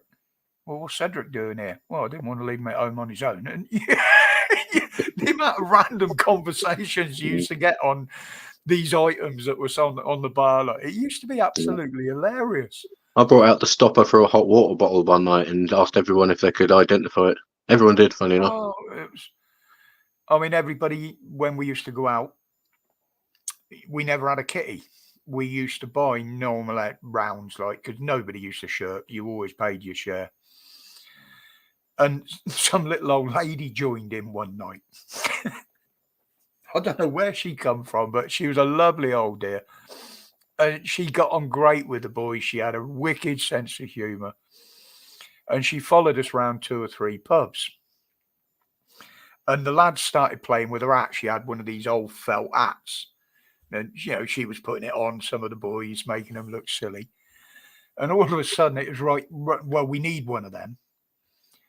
He said, why? Well, then we know whose round it is next. You buy a round, you pass the hat on. So when the shout goes up, where's the twat with the hat? If you've got the hat on, it's your time to get the round in. When she left after an hour or 2, she left us with the hat. Oh, man. Bless We her. had that hung behind the bar for about 4 years. And every time we went out on the piss, we used to take it with us. And we'd always have the first drink remembering this little old lady. It's absolutely hilarious. What's going on? I'm wandering away from the chat again. And mentioning You haven't films. missed much. Young ones. Do ants go to discos? Want to see James my Palmer, Father Ted, without a doubt. Oh, Farmer Ted was a classic. Yeah. Especially when it first came out. I hear you, race. This is no father. How did you get into that sort of thing? Oh, that's it. I'm laughing now. My eyes have started to water. They were protesting about the film, and one is saying, "Down with this sort of thing." The other's careful now. Oh dear. I mean, the old-time classic comedian has got to be Dave Allen. You know, he was the best when there ever was at it. Mm. It's, Yeah, oh yeah, he's in the old days, yeah. and it was semi-clean humour most of the time. It was more innuendo, wasn't it, than saying the word, like, you know. Yeah, he got threats from the IRA, like. Oh, he got threats from all over the place, mate. His dad was a big newspaper man, I think. I don't know much about his family, to be honest. I believe so. Yeah, I think he could be right. Gary Steve. Porridge was an absolute classic. I mean, Anything with Ronnie. yeah, Barker. Ronnie Barker as an actor was an absolute comic genius, as far as I'm concerned. I watched one of his the other day. It's the Society for the Piss Pronunciation. People who cannot say their worms correctly. I couldn't stand Corbett. I couldn't stand Ronnie Corbett, but Funny guy. I mean, Ronnie not funny Barker, half, but absolutely. Steve, yeah. Gerald Cully Tynan Mahoney, Dave Allen's dad, was the managing editor of the Irish Times. Right. I thought you were going to say it was Ronnie Barker's writing name. Funny enough. Sorry, Good evening, Sid. Right. Ronnie Barker's nom de plume was something like that as well. I thought you were going to say that, but no. That was Dave Allen's father. Yeah. That was Dave Allen's father. Yeah. Cully Mahoney, editor of the managing editor of Irish Times, and nephew of writer Catherine Tynan. I hope he's paying you well, Mrs. W, for all that expert research. She does it for the love of the job. Yeah, I know. Yeah. Harry Enfield Loafer, yeah, it's not one of my favourites. At times, some of his sketches I used to find funny. At other times, Yeah. Admittedly, obviously, with what I used to do, I used to find the management sketches funny. But Wasn't that Hale and Pace? yeah. Oh, yeah. The management. Sorry, yeah, Hale Pace, not Harry Enfield. I do get them mixed up in my head. Yeah, Four Candles. Yeah. And I used to like it when the Ronnies used to do the West Country sketches with the old straw in the mouth. Yeah, yeah. Reginald Perrin is one of my all-time favourites. Yeah, never went a lot on Rossiter. No. He wasn't a popular fella, but he was a hell of an actor. My God, Miss Jones. Yeah, but it was funny in that. When it was Life of Reggie Perrin, it was just Really? Yeah. No. Oh dear. No. Oh man. But even CJ going, I didn't get around today. Sorry, I didn't hear that, Steve. I was just saying. I do have a problem with gas, and every now and again one will be, and I can't stop it. It's there. Fair enough. Yeah. Who's counting? Where I am today. No. Yeah. Yeah. I don't know. I don't know whether it was just a bit too cliched. Maybe it was full of catchphrases, I suppose. But they were over and over and over again. Yeah. Great. Super. I'll tell you what, Gary, we had a little hardware shop round the corner here for many years, and it was just like that. It was an Aladdin's cave. Now, I used to design and build little gizmos and that out in the shed, and there was always an obscure threaded nut and a bolt I needed, or an obscure size fit in that they don't do anymore. Now, upstairs of this little shop, it's just a converted house. Or it was. He shut a couple of years back. But upstairs, the whole level was his stock room. Now, I went in there one day and I was trying to get some NICAM wire. For those that don't know what that is, it's the wire that you used to get in the old style electric heaters that glows red when you pass. Kind of a filament or something. Yeah. Now, what I used to do when I used to make the model planes, to cut the foam equal straight, I used to make a hot wire cutter. And NICAM wire was the easiest stuff to use for it. You could put a 12-volt battery on it and it would cut foam all day. So you didn't have to plug it in. It was safe. So I went in to try and get some. He just looked at me. He said, you know what? He said, I haven't been asked for that for 20 years. He said, but I know there's a spool of it upstairs if you want to go and have a root. And I was up there for about 20 minutes and I found a spool of it, a big spool. It was that old. It was on a wooden spool. The label was all brown and faded. It was all covered in dust. I brought it down. I said, well, that's what I want. And he said, well, how much does that go for a meter nowadays? I said, I ain't got a clue, mate. You know what I mean? You're selling the bloody stuff. And he said, well, how much do you need? I said, well, a couple of meters at most. He said, well, cut yourself off a couple of meters and put it on the shelf. You can have it, he said, because at least I know where it is now. But you could get anything in there. And I mean anything. It's, but sadly closed. It's now a tea shop or something, isn't it? What's that? Adams is, yeah. Adams is, yeah. Yeah. But he was a lovely old boy, the old fellow that owned it. I was a regular in there for stuff. I was back in the day before you. Yeah, Gary. The other one I used to love, and you can't do it now, is rummaging around scrapyards. I used to love doing that if I had a free afternoon. Matt Schaefer, you're right about that. Everyone laughed at everyone else back in those days, and it was like a social lubricant. Yeah. I'm sure most people just watch these things now just to try and find some way of taking offence to it. Choose to be offended. Yeah. If you don't like a comedian, you don't fucking watch them. Don't watch them and then moan about it. Just don't watch them. Yeah. Virtue signaling. Yeah. It's the same on the internet. If you don't like something that somebody's putting out, there's an off button. That's what it's there for. Yeah. You know? Close the tab, you moron. Yeah. I mean, people have realised now, but I used to get asked right at the beginning, why don't I put my channel out there more? Why don't I subscribe like everybody else does? It flashes up on the screen everywhere. And I've always said it, if people want to know me and they want to see what I do, if they're interested in what, they'll come and subscribe. They'll give me a like if they like what I do. Mm. You know, there's one that's a regular that comes in. I don't know who it is. Every now and again, there's a dislike. Usually on 100% likes. On no matter how many I've got, it's always 100%. And I've quite often said, well, look, I don't mind you disliking it.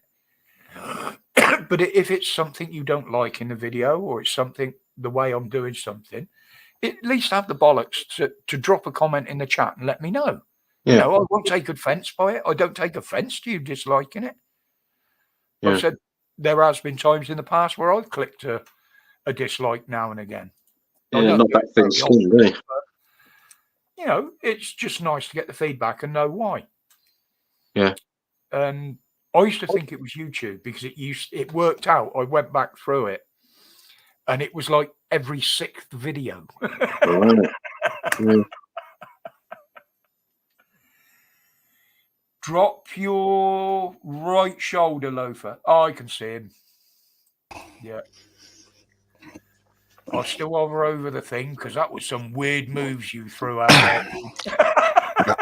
I was moonwalking. Now I've heard it. Shamo, motherfucker. Reboot of Love Thy Neighbor.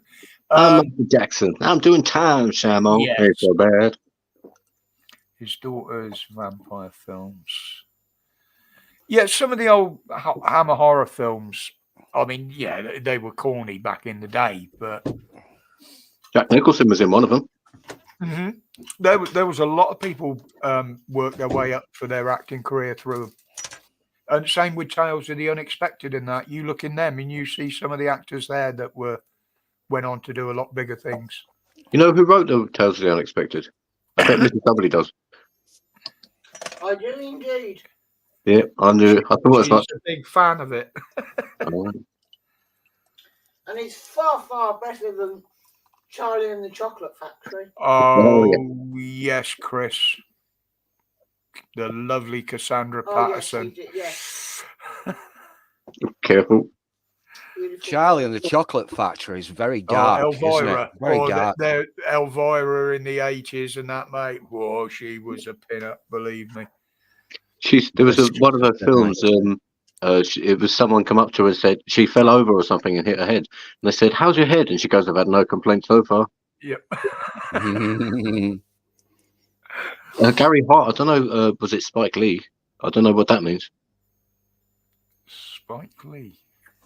Or the impression. I don't know. Richard Beckenstow I liked as a comedy actor, Sean, but yeah, I preferred his daughter, innit? Kate Beckinsale. She married Yeah. a famous actor. I can't remember. Yeah. She went off to Hollywood, didn't she? Particularly in the film, the one that you hate, Where? the vampire film. I don't hate it, darling. You, a female. Name of it. Van Helsing. Van Helsing. When she was in the leather. Oh, Leotard. Sid Precious. W.C. Fields was an absolute genius. He said that it was the woman that drove me to drink, and I never had the courtesy to thank her. I never drink water, fish fucking it. And piss. Yeah, Elvira, she still does a road show, I believe, in America. How old is she then? Oh, she's getting on a bit. She's been in her 40s. I tell you what, I've got a I'll tell you what, confession. I'll tell you Occasionally, another one who's held her age really. yeah, I know well. you're going to say Go on then. Toya Wilcox. No, way back from before that. I'm going back to the days of the Hammer horror films. Oh God, what was her name? She used to be in them all. Oh, she was in. Nanette Newman. No. Oh God, she was always like a supporting actor, never a main player. I watched her the other day in a documentary, and I can't remember her bloody name. Back in a second, guys. All right, Steve. So what did you watch? Give me a clue. She was in. What was the one about the floating weeds? She had a huge pair of, well, not a huge pair of tits, but Caroline Munro. No, I don't Caroline know anything else. Munro. She used to be in a lot of the horror films, what have you, and she does a thing now. It's Late Night from the Crypt or something like that, where she discusses old horror films and then they play a horror film. Can't remember which channel it's on. Brian the Snail. Are we on Magic Roundabout now? Are we, Sid? Obviously, my hero was Dylan. Yeah, I never went a lot on Toya Loafer, to be honest. I was more your what's her name? Oh, fucking hell. I'm losing names tonight. Lita Ford. Oh, people like that. Went to a silent party last Sunday night. Yeah, well, God. the first time Lita Ford appeared at Reading, I was doing security up there because that was the Alice Cooper tour. Oh, I saw Alice. My wife was pregnant, so it must have been about 10 years ago at Sheffield City Hall. It was absolutely amazing. Well, I can't remember whether it was the Nightmare tour or the Nightmare Returns tour. I think it was the Nightmare Returns, and we were actually doing security at Reading at the time. I'm voting that Carol Vorderman. I tell you, first festival I went to, I can't remember what year. I think it was 83 or 84. It might have been 85. It was Donington. There was Doro Pesh were on first with Warlock. And then they had Eddie Edmondson and Rick Mail, that Bad News spoof metal band. They'd got bottled mercilessly. Then there was next third on the bill. I might get the billing cocked up. Motorhead. I've seen them 4 times. I saw them at Sheffield Academy about 3 years before Lemmy died. And then there was Def Leppard, and it was the first tour that they did when Rick Allen came back with one arm. And then there was Scorpions, and headlining were Ozzy. That were a great gig, that was. I think the last one I went to at Donington was when AC/DC did their big set. I can't remember what year that was, but I'm just trying to not do 2 things at once. I'm trying to do 3 things at once, and that doesn't always work. Chris has just mentioned in the chat, I've never seen the Foo Fighters. I'd love to see Foo Fighters. They've got a really good sense of humor. They really seem to like down to earth people. I think Dave Grohl is known as the nicest man in rock. Yes, Chris, it was Monsters of Rock back then. Not Download or anything silly like they call it now. And that year was the year before they put all the new barriers up on the track, because people were actually sneaking into the track and taking cars out on it. Yeah, Def Leppard. I mean, Rick Allen, the one-armed drummer, after his accident. I mean, that was, considering that was before the technical levels that we've got now. Yeah, absolutely amazing.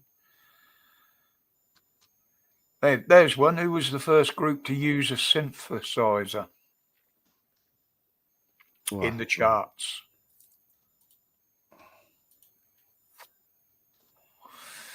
I bet everybody's Googling that now, aren't they?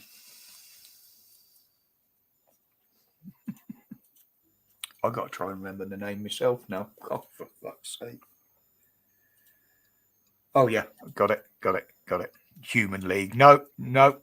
Way before any of them. No, you still see the 2 lasses from the Human League wandering around Meadowhall occasionally. Kraftwerk, with no, shopping way bags. before them. Oh, Sid, that's a deep dive. The German one, no. Way off base with those. They're probably before a lot of yours times, actually. Radio Stunt, no. Beach Boys, no. They didn't actually use a synthesizer. They weren't around back then. Wheel Robots, Hawkwind, no.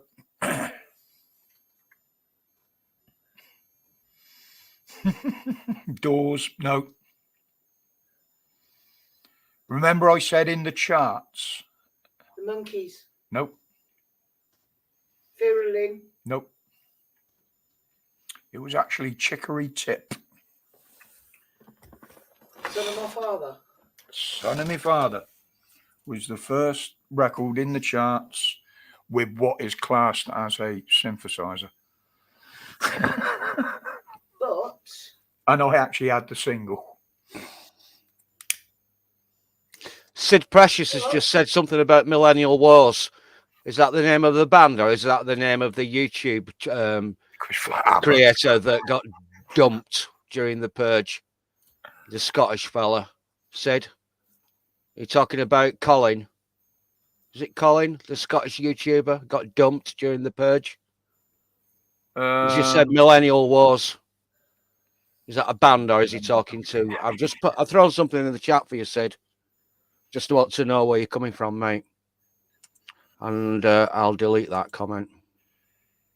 Yeah, you got to remember, Gary, my sort of music listening, as I said, very young age, was country and western and Irish music originally, and then rock and roll. But my youth is the 70s, essentially. That was sort of the era that I became aware of what music meant. And yeah, the Monkees used one on an album in 1967, but Chicory Tip and Son of My Father in 1971 was the first one to hit the charts. yeah, But the first person to use a synthesizer in a song was actually Vera Lynn We'll Meet Again in 1939. oh yeah, I didn't know that. I knew Chicory Tip were the first ones in the charts. I do sound like I know it all, don't I? No, you're just very quick on Google. You're quicker than me. That's why you're sat there. Yeah, Matt. I did like some of the Queen tracks, but to me, they weren't a heavy rock band. They were a rock band as such, but they were more. They were. How can I put it? They weren't glam rock. I don't know what you'd call that sort of music, to be honest. It weren't heavy rock. I'd just call it rock. Again, with the Who, Sid, I used to like some of the Who, not all their tracks. And this is the thing with me with music. It's not always the band I like. I mean, some bands out there I've never even heard of, but I've heard some of the tracks they do, and I like the tracks. There is nothing worse than buying an album for one song and finding out the rest are totally different. Yeah. And crap. Yeah. And I've done that, unfortunately, with a few bands over the years. All I tend to do now is the same as everybody else. If there's one I'm interested in, I'll put a SD card in the slot and I'll fucking download it. But I haven't got a big music collection anymore, not like I used to have. Most of them got lost over the years, and most of it was on vinyl anyway. I had suitcases of singles where I used to do the mobile disco and albums, suitcases full of them, all catalogued. They all went missing over the years. And there was quite a few collectors' ones in there as well, especially the heavy metal ones, when they did the shaped and coloured vinyl and stuff like that. Alice Cooper used to do very interesting album art. I'll tell you the one I really, really liked, and I hated losing it, was the $1 Million Baby album. $1 Billion Baby, yeah. $1 Billion Baby, because in the middle of the album, you had a big fake $1 billion note that you used to be able to pull out. Yeah, I remember that one. Yeah. It was schools out, it folded out from a desk, and there was a pair of knickers in them or something. Yeah, there was quite a few. Public Image Limited. I used to have the film can version. They did I think it was a four multiplayer track thing set. I had a couple of unlimited Motorhead ones. One particularly from the Bomber tour because it had 2 extra tracks on it. That was worth quite a bit.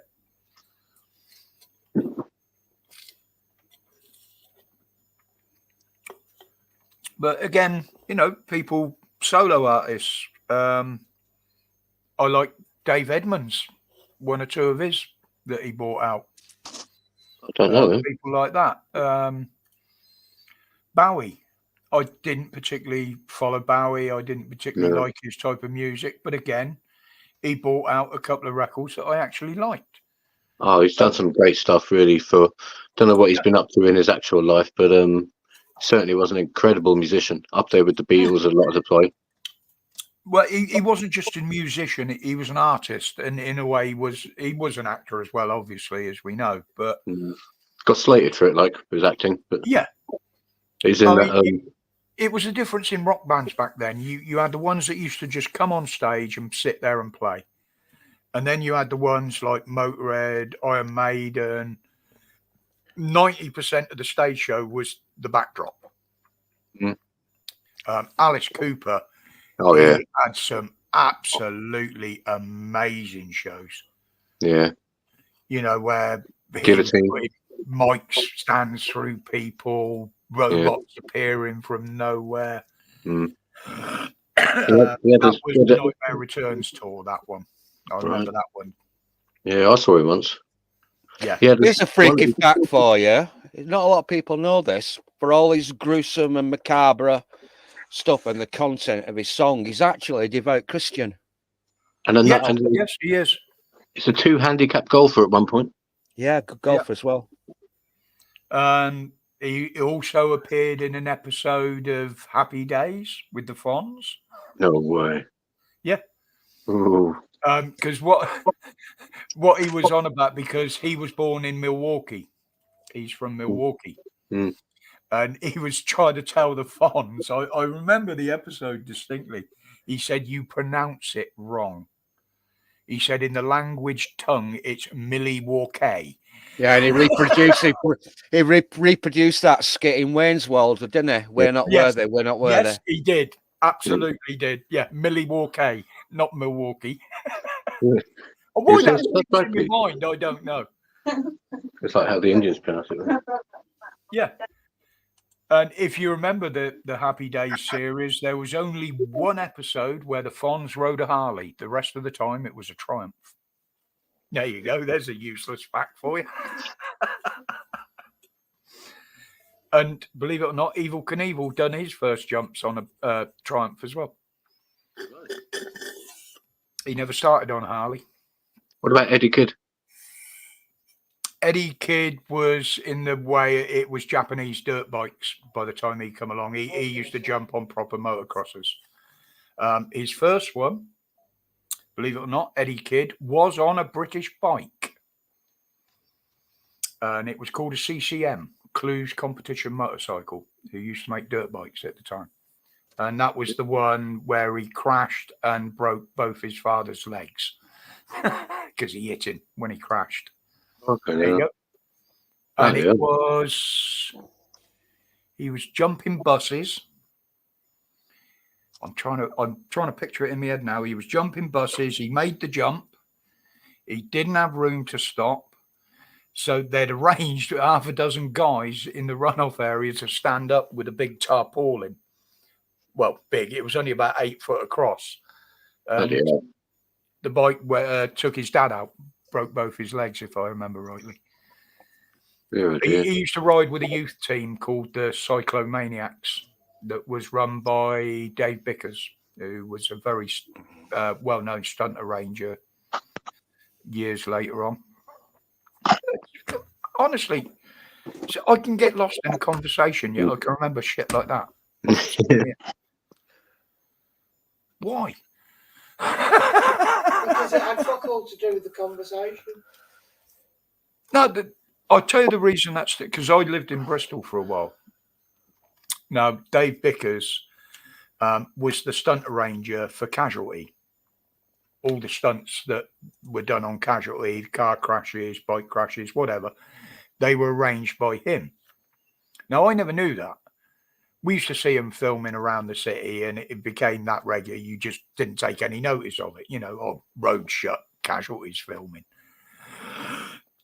But my partner at the time worked in a pub in one of the business areas. And I used to go down, pick her up at the end of a shift. She was a cook.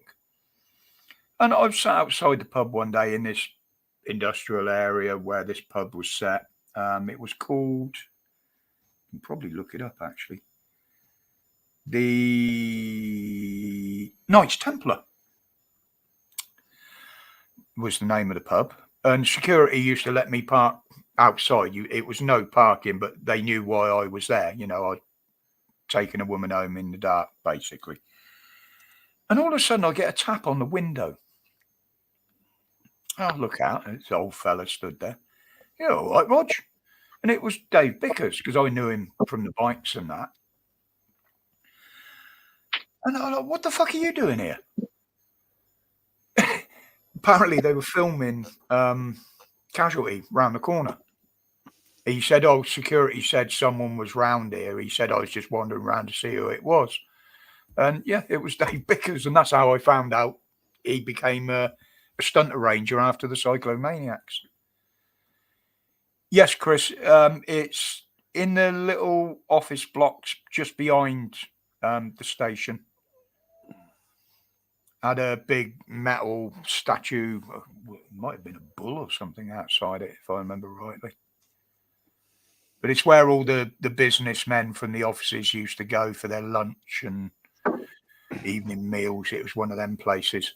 There's a big golden bull outside Wall Street in New York. Me and the missus honeymooned over there because my father-in-law and mother-in-law decided they wanted to emigrate. Rotherham wasn't good enough. Well, apparently So we stopped over in New York on the way to California. They've got one as well. It's exactly the same cast, I think, in Birmingham, in the Bull Ring. It's exactly the same cast of that statue that they have on Wall Street. Right, I'll leave you alone with a chat with a minute. Nobody can get up on the panel or porn bomb without me being here. So I'm just going to get a drink. No loafer, Mike. Yeah, no porn bombing, loafer. No getting your tits out there. I've got moobs as it is. I reckon I'm a B cup.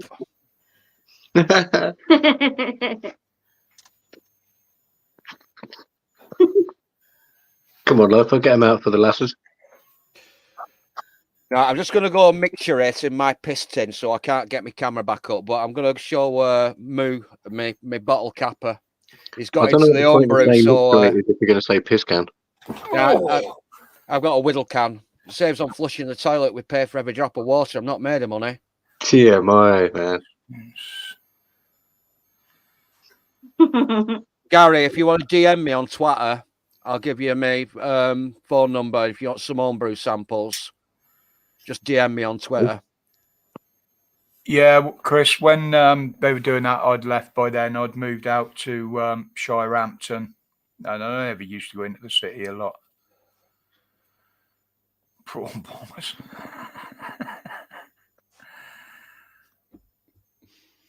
What else we got? I'm talking about homebrew. Yeah, I lived in Bristol 8 to 10 years. I eventually bought a house out at Shirehampton.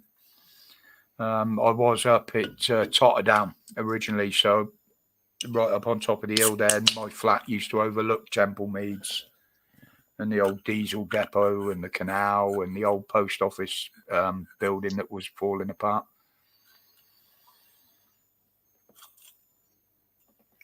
Yeah. I saw a pub called Knights Templar recently, and I thought that's supposed to be known only to the conspiracy theories. It's not very underground. I'll tell you what, there's been, you saying that about Knights Templars. As you know, I watch a lot of documentaries, and there has been a lot of documentaries on the Knights Templars out there at the moment that have been, showing on preview. Yeah. Why all of a sudden, I don't know. There does, what's the channel now? There's one that seems to be putting out on point films at the moment. One's about pandemics, one or two about the Middle Eastern conflicts over the years, and even some of the documentaries. There was one in particular, I said about it the other day, The Art of Propaganda. Mm. And it was literally a 4-hour documentary in 2 programs about literally how governments have used propaganda for war, for control, even for sales of things. And I'll be honest, I fell asleep through the second half when I watched that, because it was 2 hours. I was watching it laid in bed. But it was surprising. It didn't reveal a lot, but it did reveal more in the workings and the mindset of the people that use it. Put it that way. Yeah. It does seem a bit odd that they'd be that such an apocryphal thing would be so kind of mainstream. But I suppose they might be trying to build up the war between the two sides.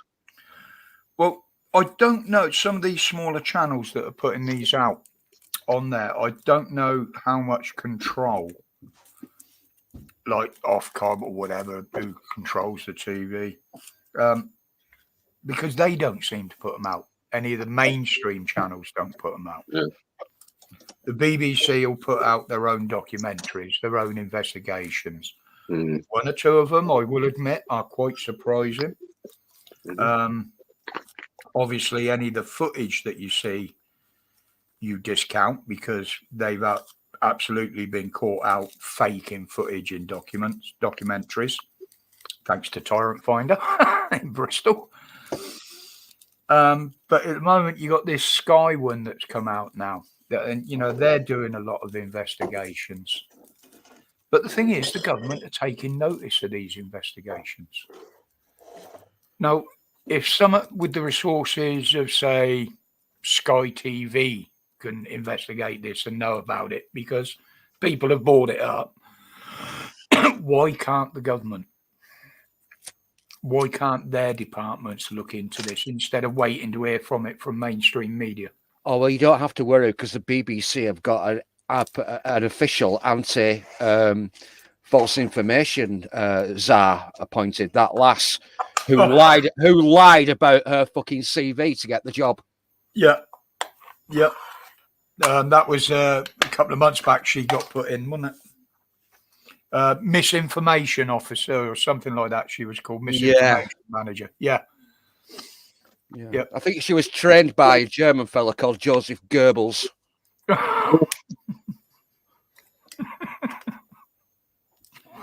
But it is, I mean, it's got that bad now that even anybody with half a bloody brain cell can see that most of what they says is bollocks and it's just propaganda or a narrative. And more, as I said, more and more people are seeing it, but I believe it's too late. They're seeing it too late. We've gone too far down the road. Society is never, ever, ever going to go back to the way. Well, you know what clashed earlier on tonight when you started up the stream, and when Pap gets back, it's going to clash. John Cleese's Dinosaur Hour on GB News.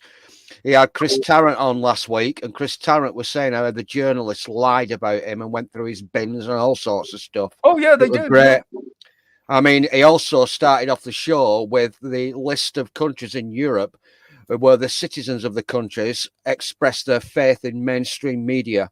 And the United Kingdom was nearly always at the bottom or second or third from the bottom from a list of about 15, 16, 17 countries. Always at the bottom.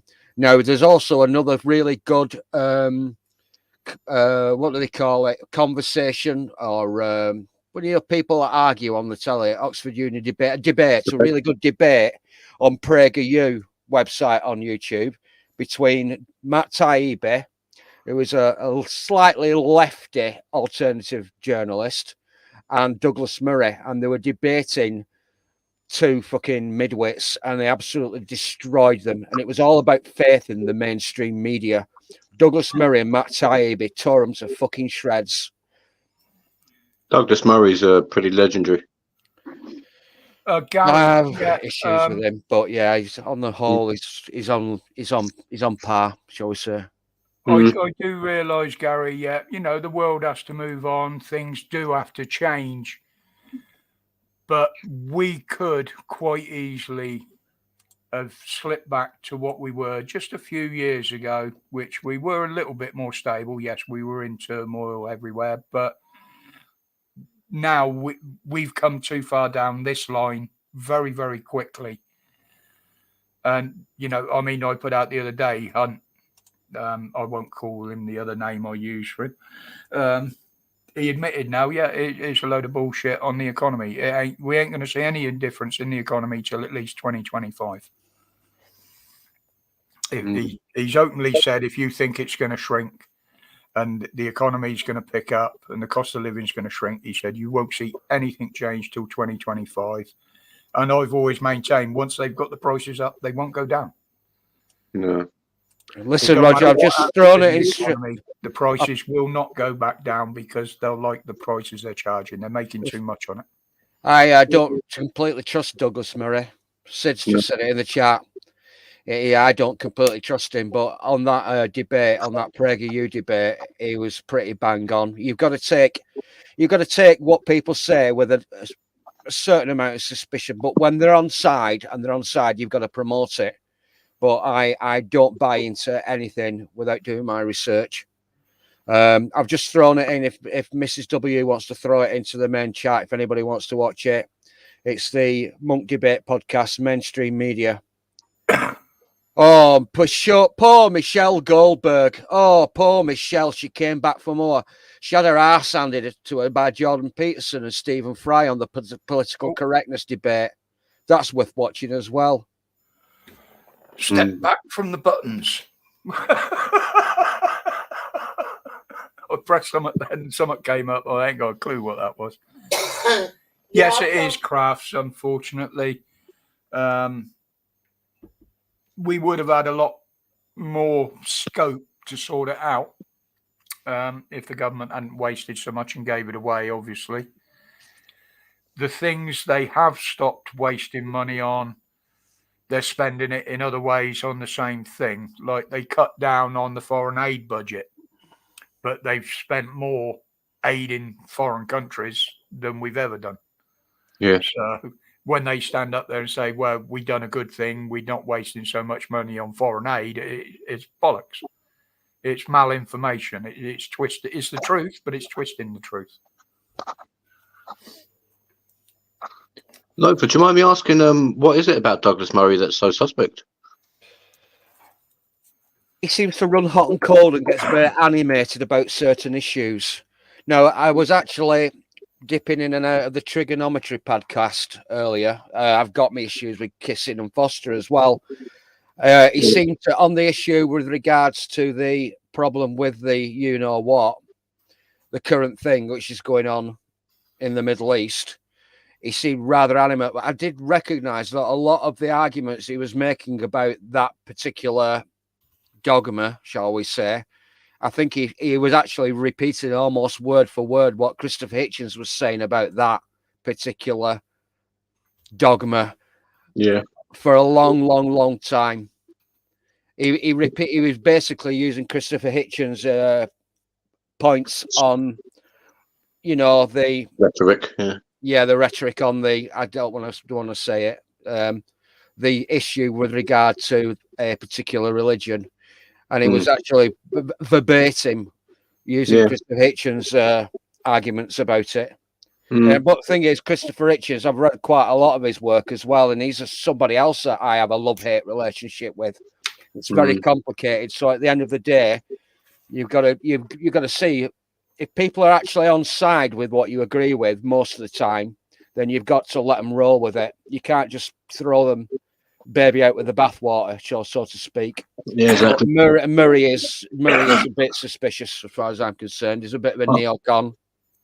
I'm suspicious of almost everybody, even people like Jordan Peterson. There's a lot I can think of that's very dodgy, like how he disappeared at the time that the goof came out about 3 odd years ago. Yeah. And just wasn't there, and he came back and he said it's because I did a load of benzos and nobody told me that they were difficult to give up. And he's supposed to be a neuroscientist as well. Like, yeah, there's a great meme going round on Twitter at the moment, and it's got this little fella. Talks really fast, like that. Talks really fast. Facts don't care about your feelings. Facts don't fast. And he's just a man that talks very fast. He's in a hoodie shroud and he's got a ghoul and his hands are extended and he's got long fingernails. And Jordan Peterson is crying. And there's a little boy stood outside the window and said, "I read your book, Jordan Peterson. I'm so disappointed with you." Yes, Gary. Ben Shapiro, guys. Yeah, they are planning some form of base there. They're already planning the next mission there, and also so are the Chinese. That is one thing I do follow quite well, not quite closely, but I do look at what is going on up there. Because the big thing at the moment is, are the Russians going to be staying involved in the space station? Gary Hart, yeah, I reckon the government does fiddle the economy this way and that way. Not that I know about economics, but it just seems so obvious. They're saying everyone inflation's going up because they put it up, things like that. Yeah. Everything that's done like that is done artificially. It's nothing to do with supply, demand, or anything like that. It's not even to do with their manipulation. Money isn't even really real in these days at all. Like it's all zeros and ones and that sort of thing. Don't drag me into the Ponzi scheme, which is fiat currency. Yeah. You look at the panic that was started in the Great Bog Roll scandal. You know what I mean? There was never ever going to be a shortage. Yeah. Never. Few petrol ones as well. I still think that was some form of exercise to see how people reacted. Oh yeah, definitely. There's a certain constituency, a certain group of people that I am very reluctant to do work for anymore. Yes, Gary. On account of the fact that my customer contact book has got numerous thick black lines through it. But you don't really need bog roll at the end of the day. All you need is a thermostatic blending valve, which serves a trigger activated shower head. And you can wash your ass with your, let's get this correct. You can wash your hands, you wash your ass with your left hand. You're not allowed to use your right hand because your right hand is for eating with. Yeah. Yep. You know what I'm talking about? Yeah. It's an Arabian thing, I think, isn't it? I reckon everybody should learn to use the 3 seashells. Yeah, I did actually put a meme up with a diagram of how to use them the other day. There's 3 definites that have done time. One guy who was not convicted due to lack of credible evidence. And I was recently approached by somebody else to go and do some work for them. And I said, give me your email address, send me some pictures of your bathroom, what you want doing. I can give you a quote over the internet without traipsing up to the far side of Rotherham to take notes and measurements. And he actually used his real name in the email address, and I Googled it, and he'd just been released.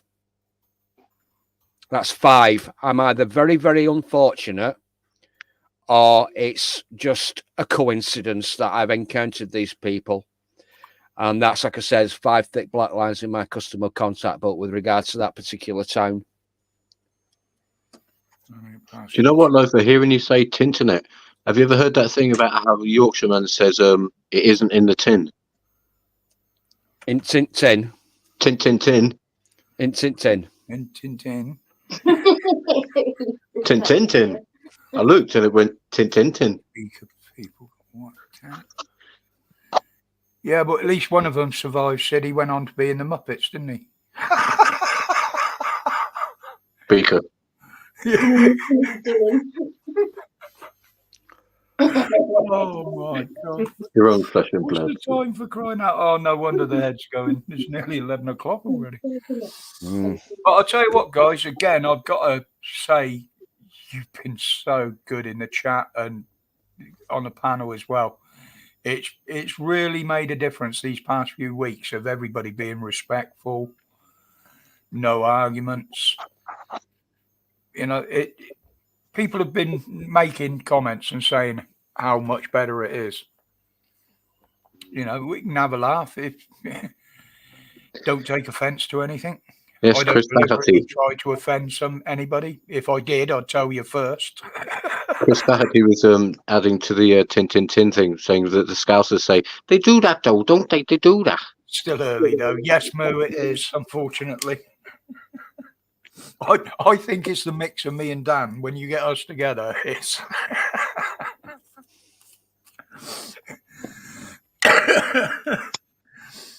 But yes, Gary, it should be. It should be. It's. You know, I have made a lot of friends on here. A hell of a lot of friends over the last 3 years. And I can say that probably 99.9% of you out there, I would be quite happy to meet up with you in public, in person. There are a few that I wouldn't go near. Lucky for me, they don't come in here anymore. Let's get no, Crinkle out for a drink. Out for a drink. everybody that I've met on here has been respectful, more or less, you know. And I try to be that way with people as well. Yeah, I like passing on my experiences. I've got age on my side compared to a lot of the people in here. And some of the older generation in here do exactly the same. You could follow Katie Hopkins' lead and do a show of your own. Just hire out a pub or something and we'll all come down. Hey, chat. I like some of the stuff she does. I don't watch her on a regular basis, but I believe that she's one of the ones that's there for this. Well, I like everything she does except for the fact that she's such good mates with Alex Belland. Yeah. Oh my God. Yeah, he doesn't get a mention now, does he? There was all the crying and what have you when he first got banged up. Yeah. He put in an appeal that got turned down, but he's still facing offences when he comes out. Right. Yeah, there's still offences on record that he's got to face when he comes out for stalking and shit like that. Yeah. Well, at least he kept us entertained to a reasonable degree with his Carol Vordenox during the lockdown. But it was very suspicious that he was getting all this money and then buggering off as soon as the lockdown was lifted to go party in Las Vegas. Yeah, the thing with Belfield, what got him into trouble on the videos that got him into trouble, as far as I'm concerned, with the general public, the people watching him. I mean, one, it was quite easy to spot right from the beginning. He was about the money. He was there to make money out of his YouTube channel. Yeah. Now, he didn't do one bit of his own fucking research, and he didn't do one bit of his scripting. All of that, he had a team that he used to pay nearly £9,000 a month for to do all the work behind his channel. Jesus Christ. Now, the first thing that was quite obvious was the amount of money he was spending on bits and pieces of art just to show in the background. And a piano. Now, he said he was taking money for defence and all this, that and the other about cases against him. Why was he spending thousands of pounds on that shit? No, people were donating to him because of what he said he stood for that couldn't afford to donate, but they did. And how did he repay them? By doing live shows from fucking America, Florida, places like that. That, to me, is just taking the piss. I thought he did some UK shows as well, did he not, with Katie Hopkins? Yeah, no, not his station. I mean, his live shows on YouTube. Oh, I'm off to Florida. I'll stream to you guys from there during my fortnight holiday. Yet there's somebody probably dropped their last tenner to him thinking that they're doing the right thing. Yeah. They're paying for pina coladas out in Same with Brian Rose. He was the same. And yeah. People like that, I spot straight away. I called Belfield out quite early on. I called that Rose out quite early as well. London Real, I think it was called. Yeah. Oh, there was a right shit show. Yeah. There were a right shit show fucking argument with him on GB News on Neil Oliver's show last night. Yeah. He's a real creepy motherfucker, that fella. He literally got driven out of America because he was scamming money and what have you over there. Oh, yeah. That's how he ended up over here. Was he not saying hallelujah often enough? Yeah, he used to do these pep talk seminars and stuff like that, all the bullshit. You know, people pay thousands of dollars to be told, oh, well, why don't you just go out and work harder? You know? And that's where he started. I tell you, I don't know if anybody else is getting this, but it's likely we subscribe to the same channels and watch the same content. But there's some fucking creepy bloke trying to keeps jumping up on the ads. Those bloody, I'm not buying an ad blocker. I'm from Yorkshire, right? So, but yeah, he's got these red glasses. He looks like a thinner version of Christopher fucking Biggins, and he's trying to tell you how to make thousands in the stock market. And oh God, he's so bloody annoying. Do I not like him? Do you know what I do with the ads? I don't block them until they pop up, because then it makes the algorithms think, oh, he keeps blocking them, he keeps blocking them, he keeps blocking them. And it just makes them do something. I watch them as a study of people. Like there's a fella called Paul Smith who keeps coming on my ones and telling me how to juggle property to make millions like him. And he's just such an obvious bullshitter. Yeah. Yeah. Snake oil salesman. He read one book on NLP and he's just doing all this stuff. And Well, you Right. look at when Rose was running for mayor. Now, who was he up against? David Curtin. Now, many a time we saw David Curtin out in public, Speaker's Corner, Hyde Park, Trafalgar Square, at some of the protests, even though he was still running for mayor. Brian Rose gets pulled once on his mayoral campaign, gets arrested, and all of a sudden he just disappears. Mm. he did an interview with David Icke, no less. And Brian Rose, as usual, was wearing this overly flashed three-piece suit. Yeah, This flamboyant. Yeah, look. Flamboyance. Yeah. Does he still work out? Is he all still pumped up? Did you see the videos? He said, "I've just finished a 100K run." Yeah. I bet you Yeah. that. He just ran He down the used to show stairs. himself sweating along the canal. The fact that they used to squirt him down with water before he went on camera. Yeah, I don't know why. I just got a habit of spotting them people. Yeah. And Bullshit detector, isn't it? was like, why don't you watch Belfield? I said, he's crap. He's talking bullshit. If you want to tune your bullshit detector, that would be a good reason to watch him. See what he does. I don't quite know what the offences are that he's facing when he comes out, but I know there's still some on backlog that they're going to go for when he comes out. And there's a few other people want to sue him personally as well. Not just the ones that have already been exposed. I think he got one earlier. Stalking was one of them. But basically, it's gonna bankrupt him. He is still apparently drawing in money, even though he's inside. He used to make this really weird claim that he would be gay, but they wouldn't let him in the club. But he said he's got a day pass. Yeah. Can't quite figure out what that means, but I'm not sure I want to. Roger, I'm just going to take my camera over to my bottle capper. I've got Moo. I hope it fucking goes long enough, this bloody lead. Moo wants to know what the best bottle capper is. I'm just going to try and see if it'll get there.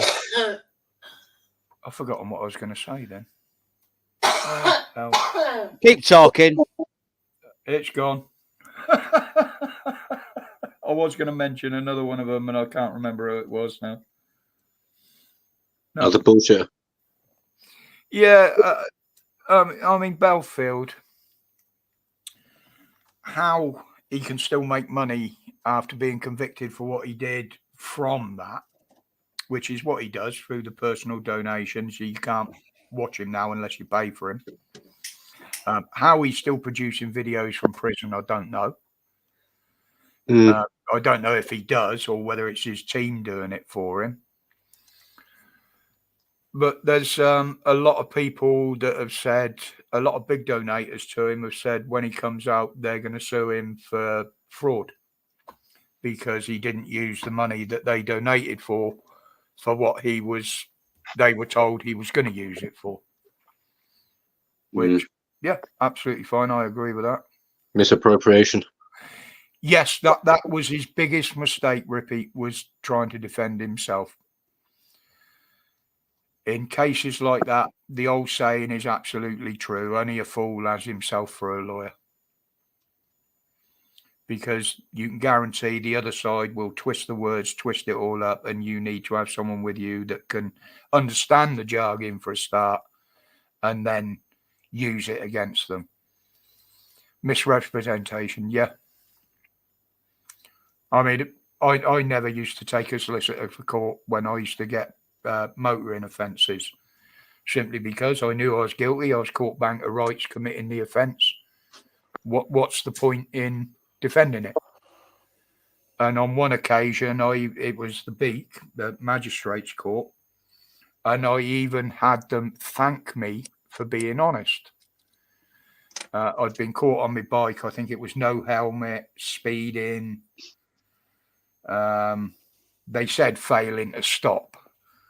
Well, there weren't no failure to stop. The bike blew up. But I went to court. I had my jacket on. I had my denim cut off over the top. I had my dirty jeans on. And the chairperson or head magistrate, whatever they were back then, stood there and said, well, quite frankly, Mr. Whittington, we are disappointed. He said the fact that most defendants dress up before they appear in front of us. I said, well, look at it from my point of view. I'm a biker. I've been caught for biking offences. I know I'm guilty of these offences. That's why I'm not putting up any defence. What are you going to think if I turn up in a suit and a tie, knowing that I'm a biker? And he said, I commend you for your honesty. And he said, we will, for your honesty. And saying that, he said, we're not going to let you off, but the fine will be slightly reduced. And it was big money back then. I think they reduced it by about £5. But when you consider most offences back then were a 20 quid fine. Fair fucks to them. Yeah. The only one I did have problems with, I actually recognised one of the magistrates one day for one particular offence, and it was my mother's boss. So I had to absolutely put my hand up and say, look, sorry, but, you know, one of the magistrates on the bench there knows me personally, and I don't think it's fair. And they said, absolutely. She said, that is one of our rules, actually. And if I'd known it was you, Roger, she said, I would have stepped down. But she did go straight back to my mum the following day at work and tell her exactly what I'd been doing and what I'd been getting up to, which she shouldn't have done. But you don't see courts like that nowadays. They were a lot fairer, should I say. You know, I mean, I had them in stitches. I got arrested for jumping off the bridge into the River Thames at Abingdon. No, it's not a high bridge. It's only about 10 metres at the most, I would have thought. So I'm stood up after doing it a few times. We used to climb out, walk round, walk up the slope and go back and do it again. And this little copper walks up and he's looking over the bridge. He said, are you the guys that have been jumping and diving off of here? I said, yeah. He said, bloody hell. He said, that's a hell of a drop. At which point I stands up on the wall, does a complete swan dive. Got out and he come back and he said, very impressive, but you do know it's illegal, don't you? I said, it's not illegal at all. I said, there's even 2 nails that are in the bridge. They've been there ever since I can remember to mark the middle of the bridge in the deepest place. He said, no, those 2 nails originally held the sign that said it's illegal to jump and dive on the bridge. And I actually went to court and I pointed out, and they were pissing themselves. They said, yes, we do understand. I think they fined me a £5 for it. But the following week, there was a new sign on the bridge and it was apparently some bylaw or something. So, yeah, they fined me a £5 for it, jumping off the bridge. But we used to have someone in the water watching for boats because there were, it's a big wide stone bridge, an old ancient bridge, and you can't see the boats coming out from underneath until you've jumped. So we always used to have someone in the water or on the bank saying that, it was clear. There used to be an awful corny joke that said there was a very high sort of cliff edge sort of thing, and someone said you should really have a sign up here saying be careful of the edge, and they said we did used to have a sign but no one fell off so we took it down. Yeah.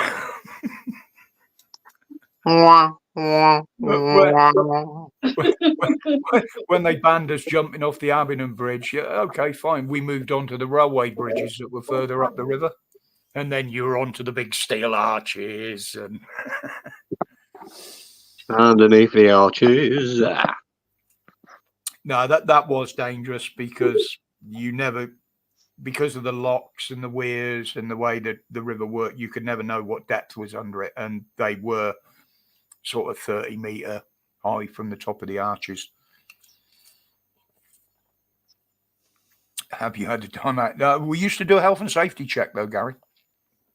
You know, make sure the strings were tight on your shorts and nothing embarrassing coming out in front of a load of people sunbathing on the riverbank and your shorts are around your fucking ankles.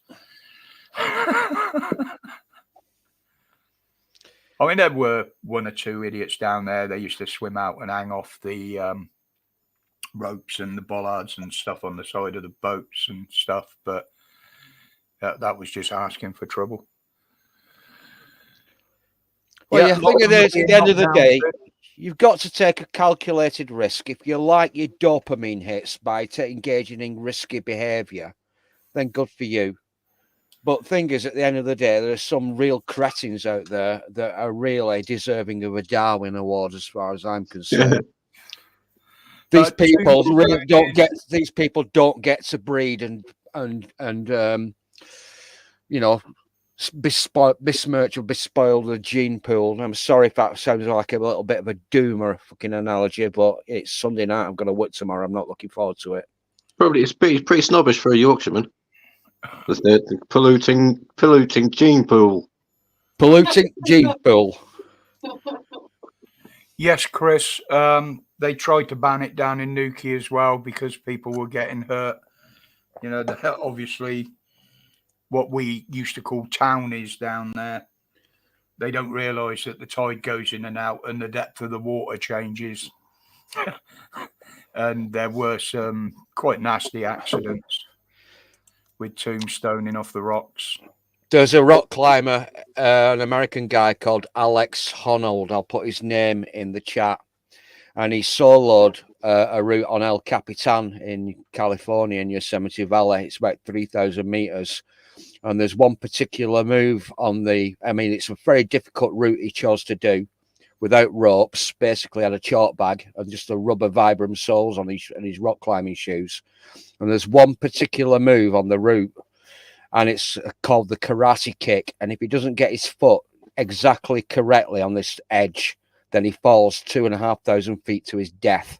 Now, if you want to fucking have a scary fucking episode, watch it. It's called Free Solo. Alex Honnold. I'll bang it in. It won Best Documentary Award, an American Film Academy thing. It scares the shit out of you. I'll bang it in. If anybody wants to watch it, go and have a look. This guy, his brain isn't wide up properly. He's had the ECG scans on his brain. I suspect he's possibly autistic or obsessive compulsive. And his brain is not wide up the right way. They look at where the synapses fire in his brain, and he's not normal. But if you want a bit scared witless, go and have a look at it. If you get an ECG in your brain, there's something wrong. Anyway. The kids nowadays won't know the adrenaline buzzes we got back then. No, you're right. They are completely risk averse. They're cocooned in fucking cotton wool. Proven that they're these people that crave the adrenaline do have different portions of their brain to other people. What it is, I didn't go into it, but myself, with some of the antics I used to get up to, the buzz of doing it was what made you do it. But I never did anything that I thought, well, yeah, some of them would have killed me if they'd gone wrong. But I never intentionally put myself at risk, put it that way. I made every attempt to make what I was doing safe. Race cars, they're only as safe as you build them. Same with motorbikes, push bikes.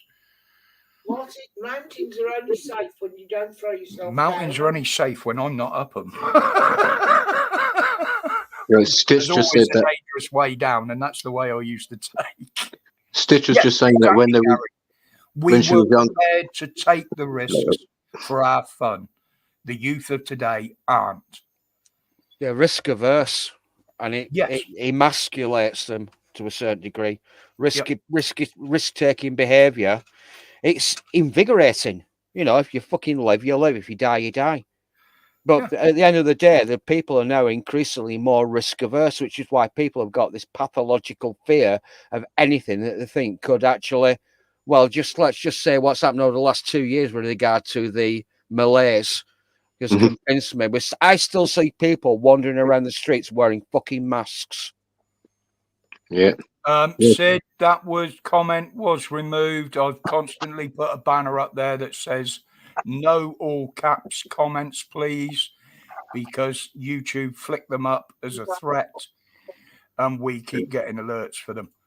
And crafters ain't like There it. is a banner that I usually put up there. There is one person that gets a free pass on that, and that is my mate Mickey Mouse in there, because I do know for a fact he does have sight issues when he's typing. He's the only one that gets away with it. That's the only reason that comment was deleted, not because what it contained. It's because it was all capitals. Yes, Gary. Risks are taken every day, not just in personal safety, as you know. You can say business. You get into a car, you're taking a risk. But people now take more notice of the risk because they're taught to be frightened of it. We were never frightened of it back in the day. If you fell off your bike and grazed yourself up, had a cut, even broken bones, you'd get fixed up and you were out doing it again a little while later. You know, the risk was acceptable. Moo was asking what I was trying to say, what Stitch did when she was younger, when they were travelling around in, I don't know why you're not saying it, babe, but Beetle. she's saying in the Volkswagen Beetle, when there wasn't enough room because she's so small, she used to travel in the boot up the front. Yeah. She'd arrive there and say, "Where is she?" Pop out the boot and go, "Hi." The amount of years I spent in the boot of an estate car when we went out as a family. You know, if there was anybody with us, that was it. Some of us kids were in the back. Yeah. Yeah, and you'd get pulled for it now. I mean, it was illegal back then, technically, but nobody bothered by it. It'd have been a right laugh.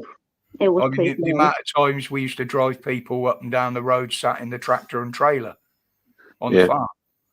Oh, we'll take you all home today. You don't need a walk. They'd all jump on that. You get caught doing that nowadays. That's a big fine. Health and safety gone mad, Rod. Yeah.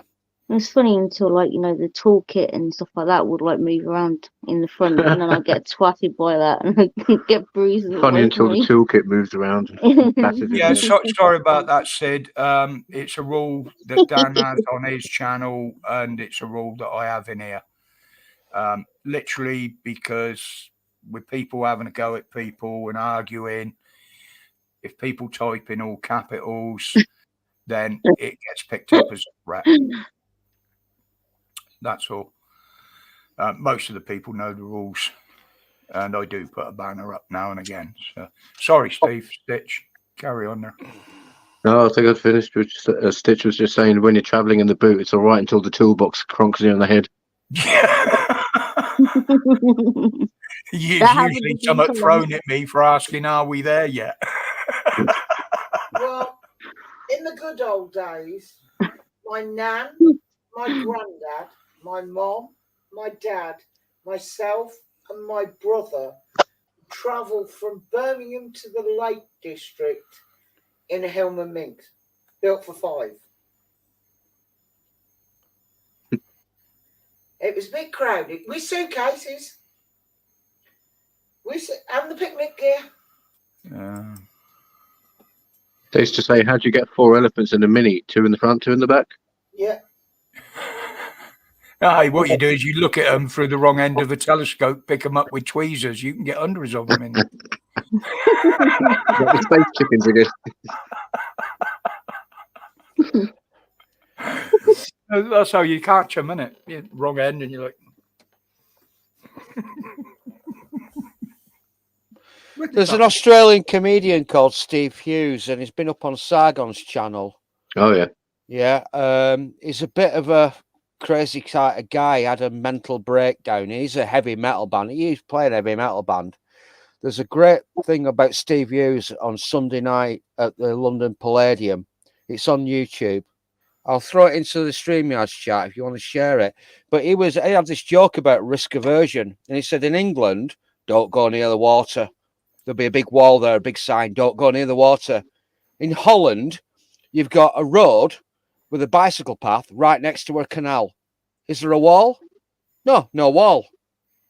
You've got women riding bikes with a kid on the front. Is your bike wet? Well, you're on the wrong bit, mate. Risk aversion. It scares people. Didn't you notice the fact that you can't breathe?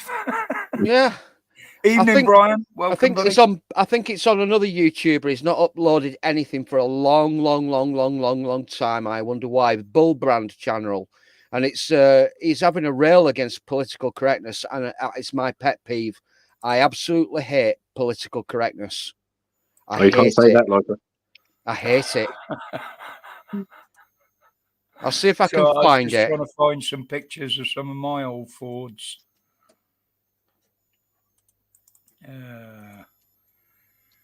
What we got there? So I've got stuff all over the place on here. None of it's catalogued. And this one, where are we?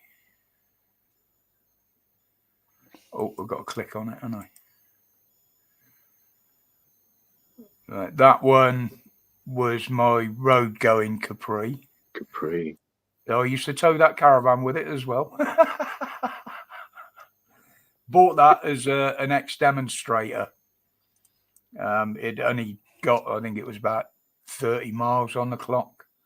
$6,000, would you believe, back then, for a brand new Capri. But most of them, where's it gone? You could buy a house for about $5 back then, though, eh? Yeah. Most of them ended up like that. I've just thrown it in the StreamYard chat. Bullbrand channel. Steve Hughes, the lefty liberal mentality. Bullbrand channel. He's not uploaded anything for a very long time, but it's well worth having a look at. I think he's got the Day for Freedom thing up there. That was the little lad from Luton's day out on what do they call it? Out near where the cenotaph is. You know what I'm talking about. Yeah, there we got it. I've got it up here. Sargon of Akkad, full speech Day of Freedom. Tommy Robinson, Shazia Hobbs, Anne-Marie Waters, Gavin McInnes, Count Dankula. That, oh crikey, how long ago was that? 5 years ago. Probably mine. Sounds like someone's banging against it. I think it's Stitches. It is. Sorry, I was typing. Oh, so I'm just going to go and have a comfort break. I will be back shortly. If anybody wants to know anything, yeah, the young lady over there will inform you. I'll get me knob out, but you'll need a fucking microscope to see it. It's right code in here. Oh my god. Makes a change between the know it all. I crawled into bed with Mrs. last night and I stick my dick in around and she said, no smoking in bed. I'm here all week, folks.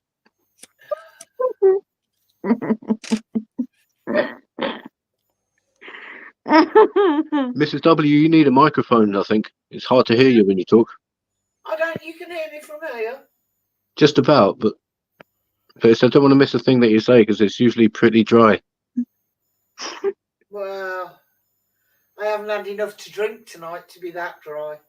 Remember the Ross Abbott thing where they were having a cocktail and someone said, "There's your martini." I said, "Is it dry?" And I said, "It ought to be. There's an umbrella on it." That's Ross Abbott for you, anyway. All right, I'll mute myself. Have I'm you just been having at the Christmas crackers early? It was a CFAC stroke. See factory. Oh, okay.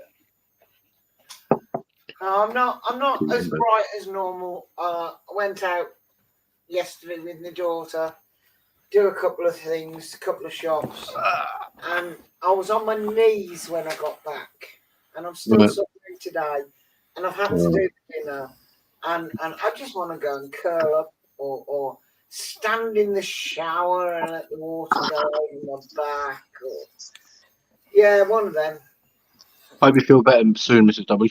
Oh, it's how I can go out there, I can do it, get everything done, but then I pay for it the next day. All the muscles ache and everything else, which is why I never walk to the hospital. I get him to take me because I know I wouldn't make it back. Doubt if I'd make it there at the moment, but I definitely would not make it back. So we got some stuff organised yesterday. Right, Yeah. he's back. I'll shut up. He's back. He's back. Shut up. Shut up. Shut up. Shh. Did he shake or did he wipe? Too much information. Come on, you're guessing now, ain't you? Which hand did I use?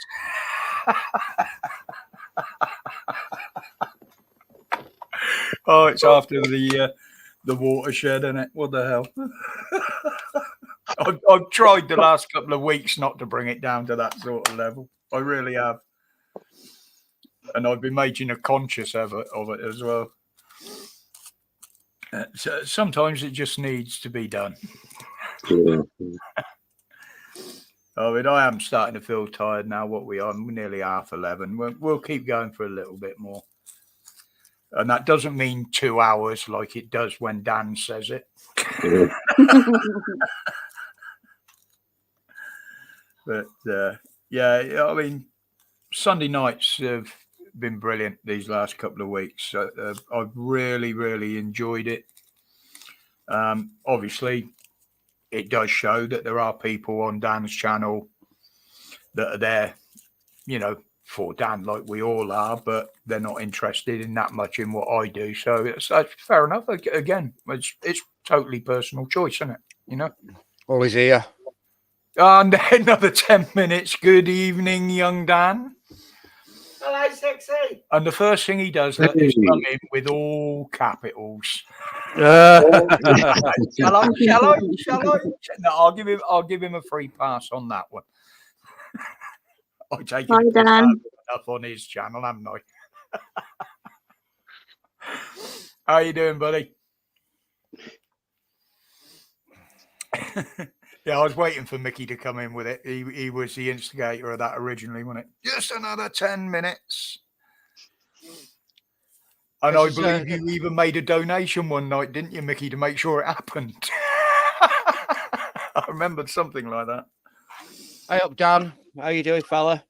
Apparently somebody tried to go in on another live stream the other night and they tried to replicate your voice intonation, your voice inflection, and it was very suspect. So I jumped up and said, well, hang on a minute. If you are really Dan Pap, police abusing powers, what book are you reading at the moment? And he couldn't answer the question. You knew who it were. Nice work, Lofa. Just in case they're actually lurking in the background and they're trying to fucking glean any information, it was a book by. They will. It was up, yeah, playing up tonight. by some Jewish atheist. Well, let's just leave it there. Okay, mate. Yeah, no worries. No worries. 50 Shades of Grey or something, probably, was it? Oh, please don't mention that book. Please, please. The wife read it. She started getting really weird ideas.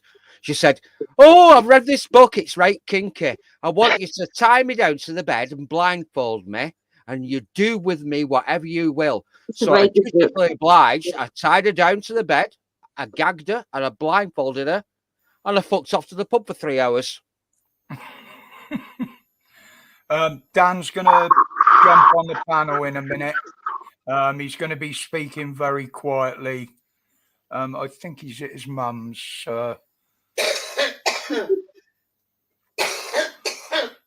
And this time I am watching the back room, Dan. I haven't been watching it a lot tonight because I've been concentrating more on the people in the chat. Now I'm going to take a chance, even though I haven't seen him. Right. Hello, can you hear me? Yes, mate. Yeah. Yes. You can. Sorry, guys, I've got to speak quietly because I'm in a bedroom above my mum and dad's room, so don't want to wake them up. No, How you're no doing? worries, mate. Wicked, Dan, wicked. Just makes you Good. sound sexier. Don't make him laugh because he does that loudly. Well, that's why I've kept my camera off. So you know, I might sound sexy, but if I put my camera on, that'll destroy the illusion. Keep it as a nightmare. You won't want the reality of it. Keep No, your they're hair on, always Dan. asking after you, mate. Who's that? Everybody in the chat earlier on was asking how you are, and Yeah, Regards. yeah. Scott sent me a text. Didn't get it till this evening. But Scott sent me a text. I've had some emails from a few people. Yeah, but thanks. I can't see the chat by the way at the moment, so forgive me, and I'll have a look in a moment. But Roger, I want to say thanks publicly, Roger, for taking over my spot on a Sunday for a few weeks. Much appreciated. not a problem, mate. Not a problem at all. I'm only happy to do it. As I say, we built up a nice Sunday community, and Yeah. I just wanted to provide them somewhere to come where you couldn't provide it for the times, you know. Yeah, well, the last thing we want to do is have them all disappear off to the fucking toxic communities and get drawn in there. Exactly. And as I've said tonight, and I said last week as well, the chat and the streams have been more or less absolutely impeccable. Great, good. I'm really glad. Bitching, you know, and they've all been very respectful, not just to me, to you, but to each other in there as well. And that is really nice to see. And I'd give all of you a round of applause for that. Yeah, no, I'm glad. I'm glad that it's. I'm glad that everyone's behaved themselves. Oh, we've been having some good laughs. Yeah, I'll admit it's not as lively as yours is, but simply that's because I don't have the technology. I can't put things up on the chat. You know, you use all the OBS and Yeah. stuff like that. But as I said earlier, the viewings are lower. Yes, that I know there's people in your community that wouldn't particularly and don't come over and sub to me. Which is Yeah, why but still, we've given the option, and that's the thing. Do you know what I mean? Yes. So yeah, the opportunity is there. Somebody said, "Oh, there's 5 dislikes." Well, I can't see that here at the moment unless I go into the analytics. But fine, if people don't like it, just say goodbye, press your dislike, and don't bother coming. that's it. Move on to something else. That's it, mate. Absolutely. Yeah, there's an off button. So, just to let the people that are watching tonight know, and I've got to be careful. I've got my earphones in, and I tend to talk a bit louder with my earphones in. But I'm actually going to be down here until the weekend after the 14th. And the reason for that, I've got to go to the hospital with my mum tomorrow. I've got to take my mum to the hospital tomorrow. On the 16th, sorry, not the weekend after the 16th. On the 16th is my sister's birthday and my nephew's birthday. So I've been asked to stick around for that. And then after that, I'm going to come back. But also next weekend, I'm going to try and get into London for the Armistice Day and do live stream from London with the protesters and whatnot if they turn up and see what happens. Well, So, that works in nicely with what I was saying earlier, because I wasn't going to say anything till I'd spoke to you, obviously, at some point this week. Because I run on the limited hours on StreamYard. yes. While I'm covering for you on a Sunday, I'm going to actually drop doing the Friday one, because I tend to, all my notes and stuff are all geared up for the Friday one, and I've got nothing new there to bring to the table for a Sunday one, so I'll keep them all for a Sunday while we're doing it this way. Look. Okay. Well, the Sunday after the 16th, I'll be on a live stream from home, so I'll be back to normal on Sunday. On the Sunday after the 16th, I'm not sure what date that is. but that's when I'll be back on my own channel doing a live stream for everyone. 19th, 2 weeks time. 2 weeks. 19th, thank you. Yeah, so that's when I'll be back home. Is that in? So that's only would be next Sunday then that I have to cover. Yeah, wouldn't it? just one Sunday, one more Sunday. Yeah, you've got one to more cover. Sunday. So that's what I'll do, people.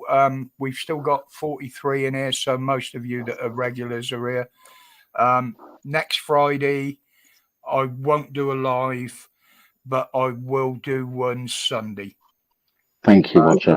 I'll try and bring everything a bit more into that than I do on a Friday. Like, but yes, no problem, mate. I'm happy to do it, buddy. I wonder Thank if there's you very anyone in the chat who can do StreamYards who might want to take over Roger's Friday night slot. We'll have a little Well, thing going. well, let's not get too comfortable, eh? I'll be back the week after. Yeah, it's funny, literally because all my subscribers, as far as I know, subscribe to Dan anyway. So, yeah, everybody knows everybody. Yeah. As long as there's one of us up on a Sunday, it don't really matter who it is. Well, as I say, I'll be back on the 19th. Still got a couple of Amazon vouchers to give away just in time for Christmas as well there. Yeah. Yeah, we'll get back to normal. Hopefully we get some good footage next week. I'm trying to get, obviously I put out a notice on my community page to try and get hold of Mayor Tusi because I know he's going to go into London. Yeah. Plus I want to speak to him about I've got a proposition for him to help him with, make money for his channel. Also, I've been speaking to God Bless the UK, trying to persuade him to come into London for the weekend. Yeah, I see that on Facebook. Yeah. Yeah. So we'll see what happens. If he doesn't, I'll go. Coming up.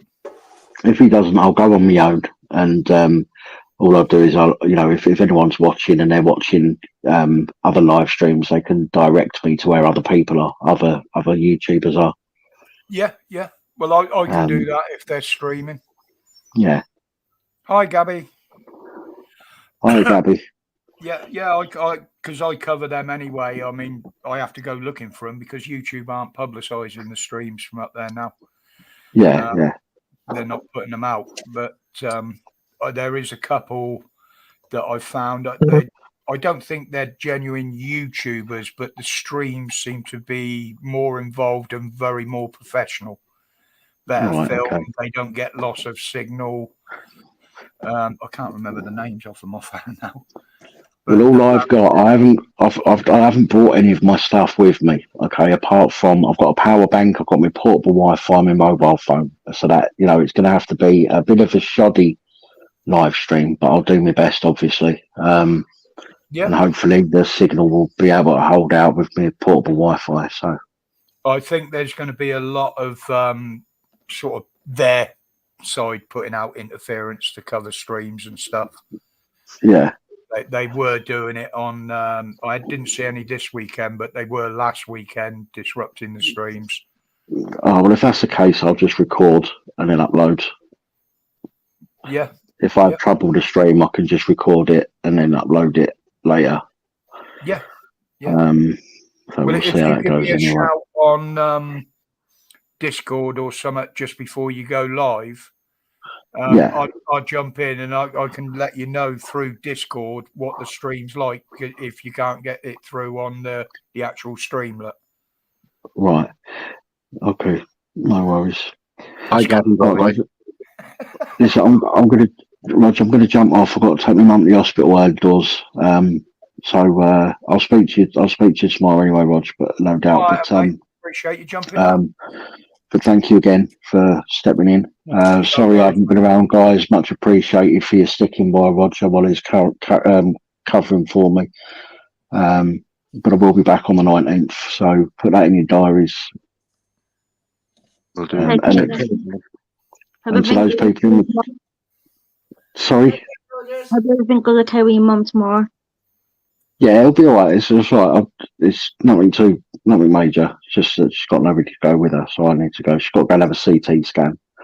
So she's got nobody to go with her tomorrow. My sister would normally, but it was such short notice. As I'm down here, it makes sense for me to take her. But yeah, everybody in the chat, I can't see comments. I haven't been flicking backwards and forwards. So my apologies if I've not said hello individually, but hello. Well, And, nobody's insulted you, put it that way.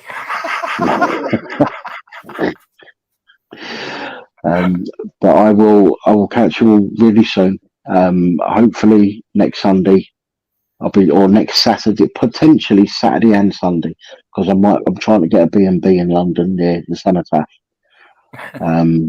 on next Saturday night. So if I can get there and do some Saturday and some Sunday, I will. But we'll see how it goes. Dan, how are you getting on with the book? I know you've had things on your mind. I've not brought it with me. I've been down there for a couple of weeks. I've not had the book with me. To be honest, I've only read about a chapter of it at the moment. So, yeah. Well, you got I'm not on your mind.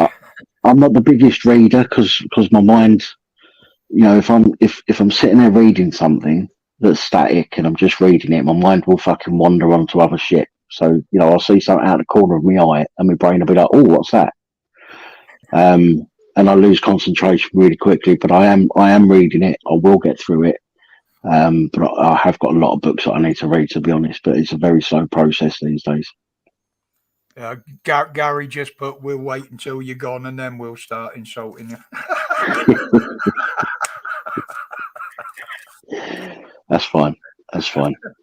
Nothing new there then. No, I made up for you. You're reconciling. You're putting some ghosts to rest and you're reconciling with your children. I'm absolutely fucking made up for you. Yeah, it's been good. I've not seen them as much as I wanted to since I've been down there. They're both working, so it's difficult. Trying not to put pressure on them. You know what I mean? I don't want to scare them off or put too much pressure on them. So, but I've not seen them as much as I'd like to. So hopefully over the next 2 weeks I'll see them a bit more and then I'll come back to Liverpool for about a month. And then hopefully come back down for a little bit over Christmas. And then come back New Year, new me, hopefully. Yeah. Get back to doing some regular videos and... Oh, I need to. Fucking need to. There's plenty of it out there, isn't there now? It's always when I'm unable to do shit, the shit hits the fan. Yeah. It's been great to speak to you anyway, mate. It's well, this is why I want to do that live stream next weekend if I can, because I've not put anything out, and I know people like a good ruck. So if I can get some of that on a live stream, Patriots versus Pro Hamas. Mm-hmm. Contenders ready, gladiators ready. I like a good ruck, Dan. So, here we go. all right, guys. Right, I will catch you all later. See you later, Heather. Take care, gorgeous. Good night. Roger, thanks again, much appreciated. Steve, Stitch, Loafer, take it easy. And everybody in the chat, I'm waving and I'm not even on fucking camera. And everybody in the chat. I'll wait for you. Everybody in the chat, I'll catch you all soon. So. All right, mate. Take care. All right, take it easy, everyone. Bye. Oh, Roger, one more thing before I go. Yeah. If you do ever get me in about this is probably the only time I'm going to be not on camera, and that's because I'm in a room and the lights are off, right? So I've just left the camera off. But I will always be in the chat first before I come on to StreamYard. So if anybody pops up on StreamYard, and they haven't been in the chat first, it's definitely not me. And if they are in the chat first, you can check their channel by clicking the 3 buttons and make sure it is me. Yeah, no problem, Yeah, mate. we'll Well, check you they out wouldn't have a properly spanner next time. anyway, would they, sir? Yeah, good point. Yeah. All right, then. All right, mate. Right. I'm off ski. Take it easy, everyone. Take care, mate. Bye, Dan. Bye. Bye. Oh, it was nice of him to jump up. Never liked that guy. Hey. Never liked that guy.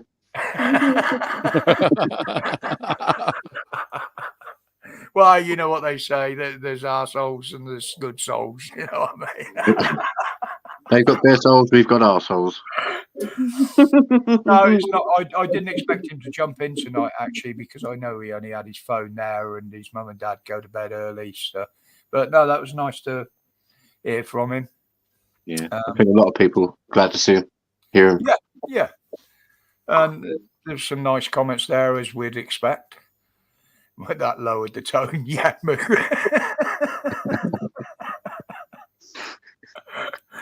Merciless. No, but we do speak to each other, even if it's only messaging. We do speak to each other most days. So he always keeps me up to date. But I feel it's his personal life, so it's up to him to tell you about it, obviously. But even if he's not saying the boys, he's spending time with his family. Yeah, that's the thing. Yeah. He's not stuck indoors on his own. Got some company. But do you know what? I've done it again. Look, I'll roll a fag and then look down and I've still got half of one in the ashtray. And I wonder why I smoke so much. Right, guys, that's 20 to 12. I'm going to call it at 12 o'clock. It's easier for me to keep account of what hours I'm using on here then.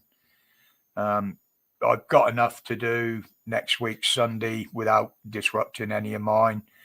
But as I say, it's going to be a lot easier for me just to do the Sunday next week rather than Friday and Sunday. Kraft says I should do one for the girls. You do one for girls. Well, you could do. There's no reason why I shouldn't set you up here. I could go upstairs. Yeah. You can come on the panel downstairs. Okay. Heather's sewing circle. No, that's Janine. Janine is sewing. She's Kraft. I'm the chefette. And the daft bit. Yeah, Sid. I did give it up at one point, and I certainly should give it up now with my medical problems.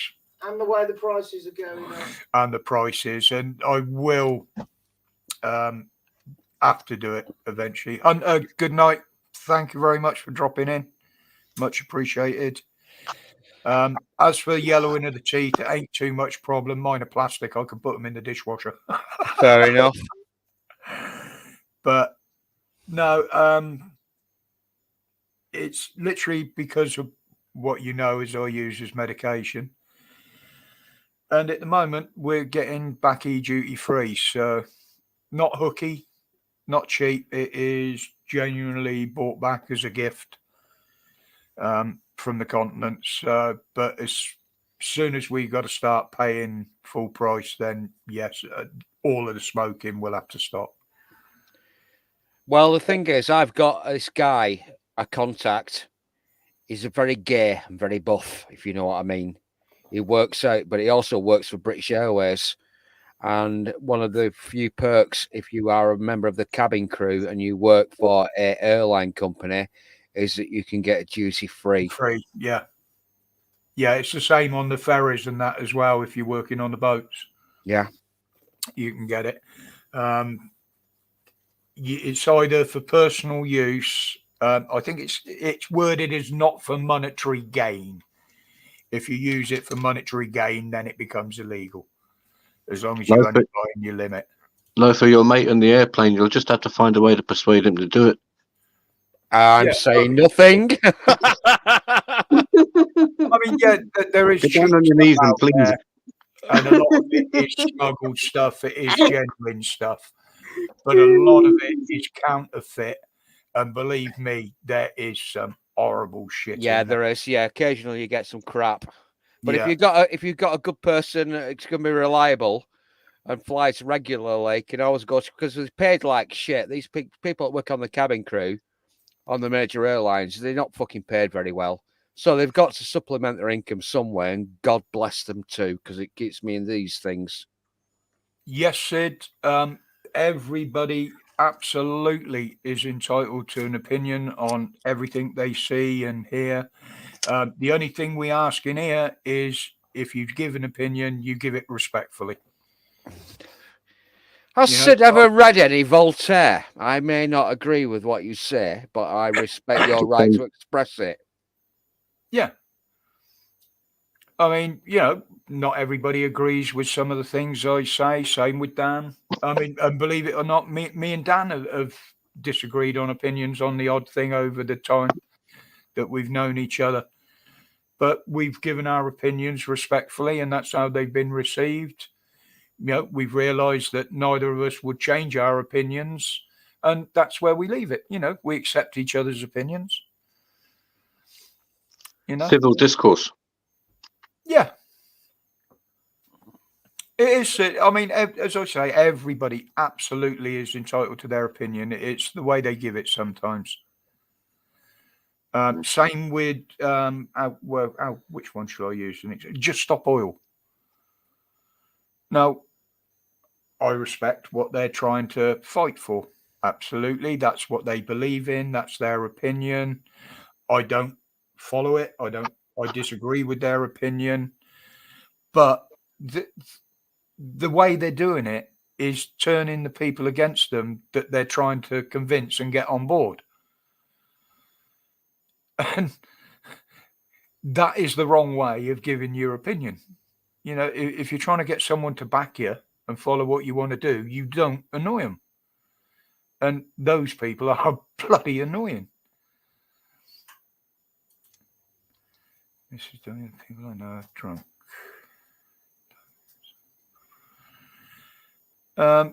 Gary, that depends in my mind on the metabolism of the person as well.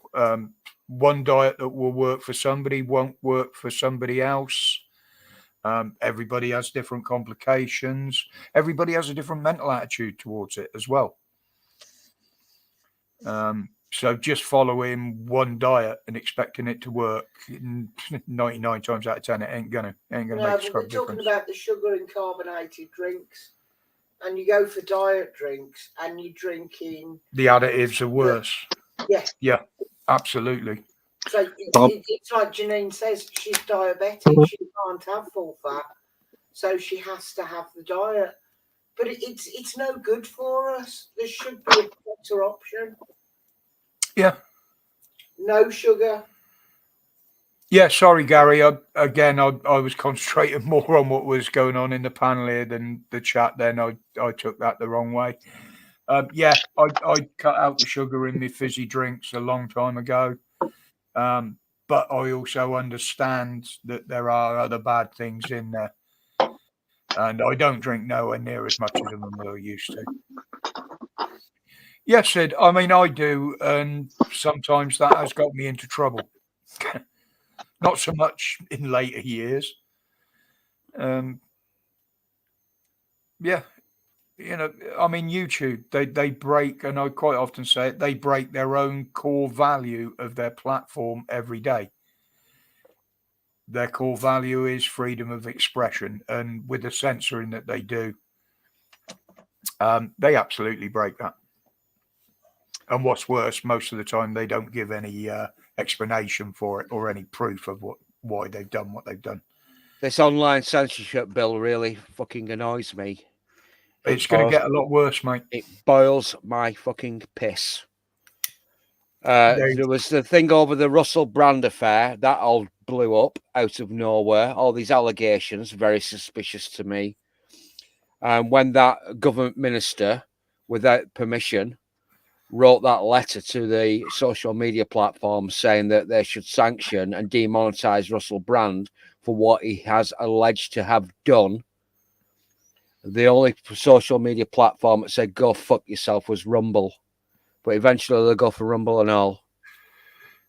Exactly, Sid. We don't, if people do have disabilities and they tell us about them, obviously we don't ridicule anybody for any disability, other than the lack of brains on the odd occasion, but that's usually done in jest, usually directed at me. Yeah, but we also will do something stupid at some point. Yeah, exactly.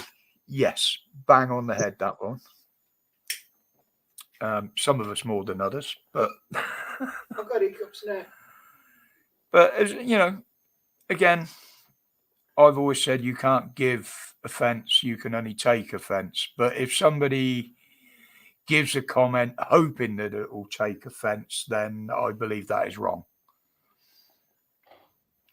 But too many people just get offended, even when things aren't directed at them now or by something else about to somebody else. And well, if you're offended by it, go away and don't listen to it, you know, basically. It's infantilizing people. It's creeping infantilization. Sticks and stones may break my bones, but words will never hurt me. Yeah. Now, if you criminalize that sort of thing, basically you're limiting public discourse. So people will keep their fucking opinions inside their heads. They won't say anything. And the people that control power, people that really got power, will fucking control everything. Yeah. It's another and form of that's censorship. exactly what this online safety bill is designed to do. I mean, it is actually live. They are starting to see things being implemented around it. But I think it's going to take them a little while to sort out because they're going to cherry pick what they want to use. They're not going to use it as entirety. They're not going to use it as it's directed for. They will use it to their own advantage. We know that. We knew that before it was even passed. It's going to be interesting how they do it. Dan actually had a Thursday. Do you remember he did an impromptu Thursday live stream one week? Vaguely, I might have been drunk. Apparently, that's been taken down for medical misinformation. Oh my! Now we were all talking about medical shit that day, so we don't know whether it's going to be something Dan said, whether it's going to be something we've said, because YouTube just won't say. You know, and then that's going back probably nearly a year, that stream. So they're obviously looking at the backlogs of videos, unless somebody has picked up on it and just made a malicious report, which they do. And of course, the first thing YouTube do is take the video down. And it won't go back up unless you appeal to it, even if there's nothing wrong in it. I mean, I've had that. One of them was my fault, and hands up, I put the links in wrong, as I've said before. But the other one was perfectly viable medical information.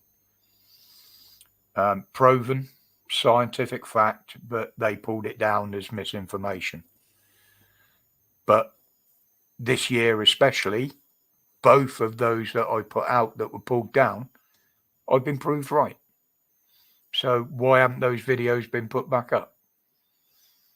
They probably would if I went through a very long, arduous appeal system, because I was proved right.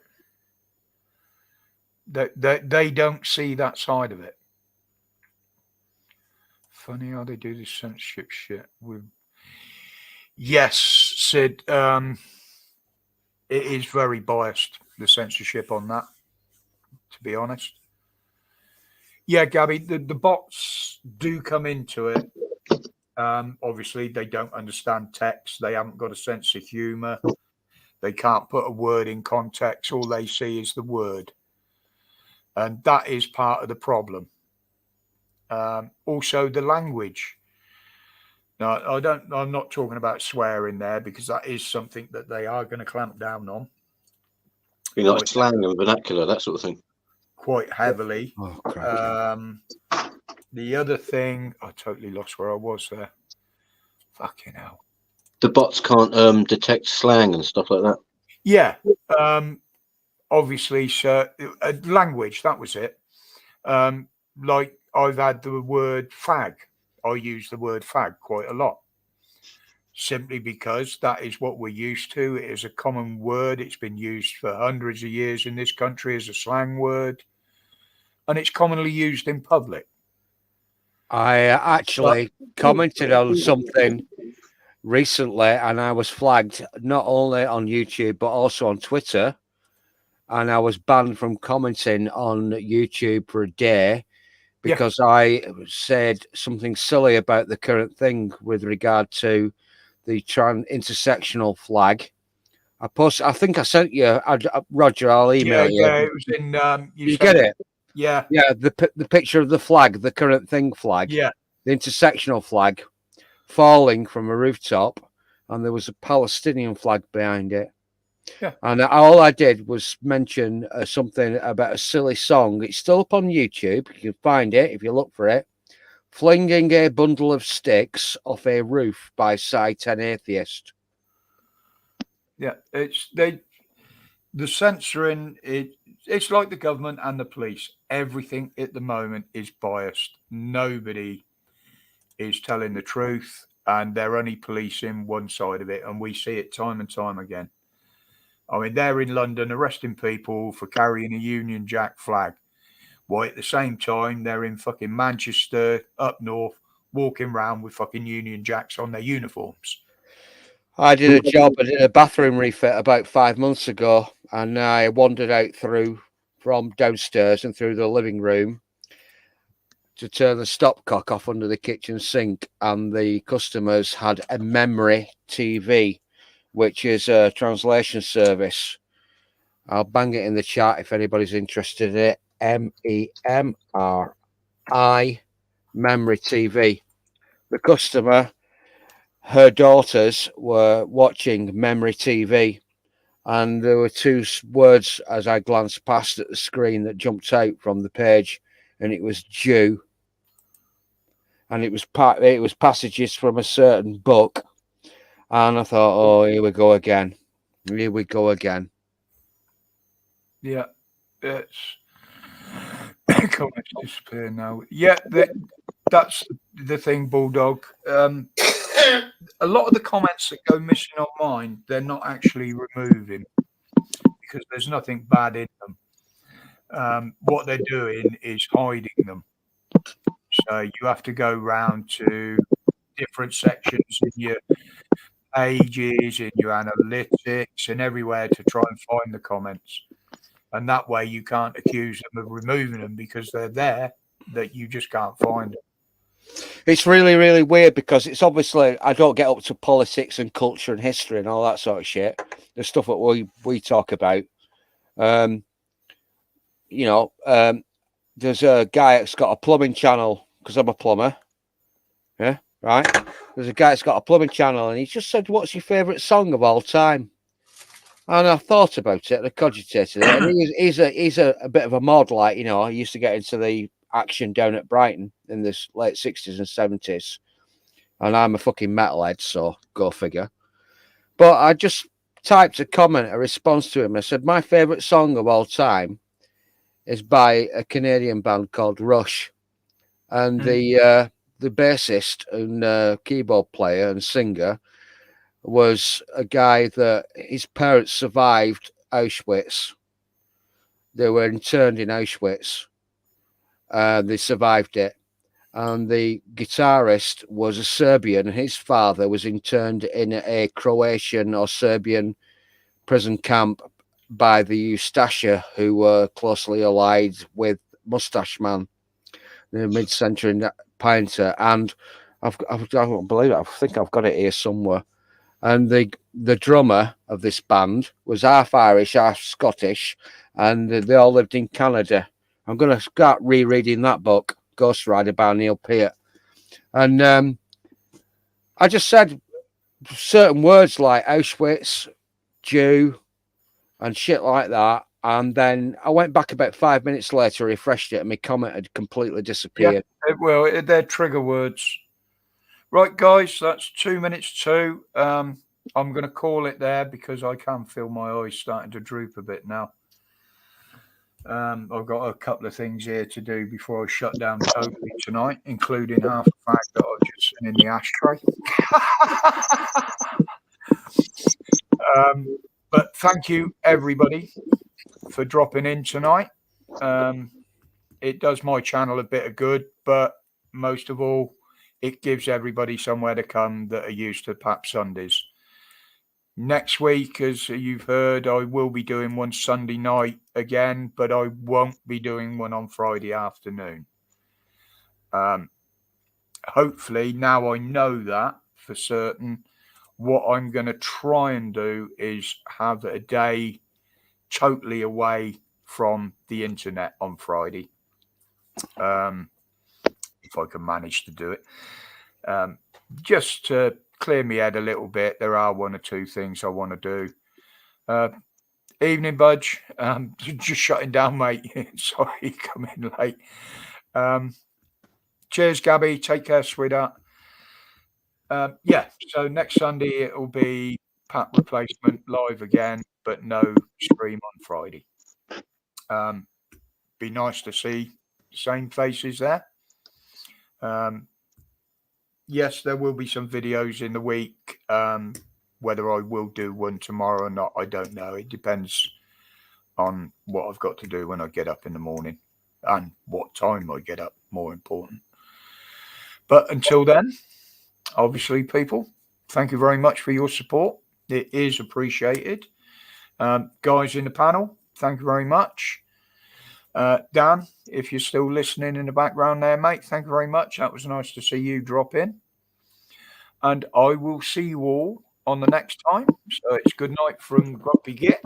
Good night from Mrs. W. Good night. Toodle pip. Stay strong and stay free. Take care, people. Later, everyone. Got to remember which buttons to press again.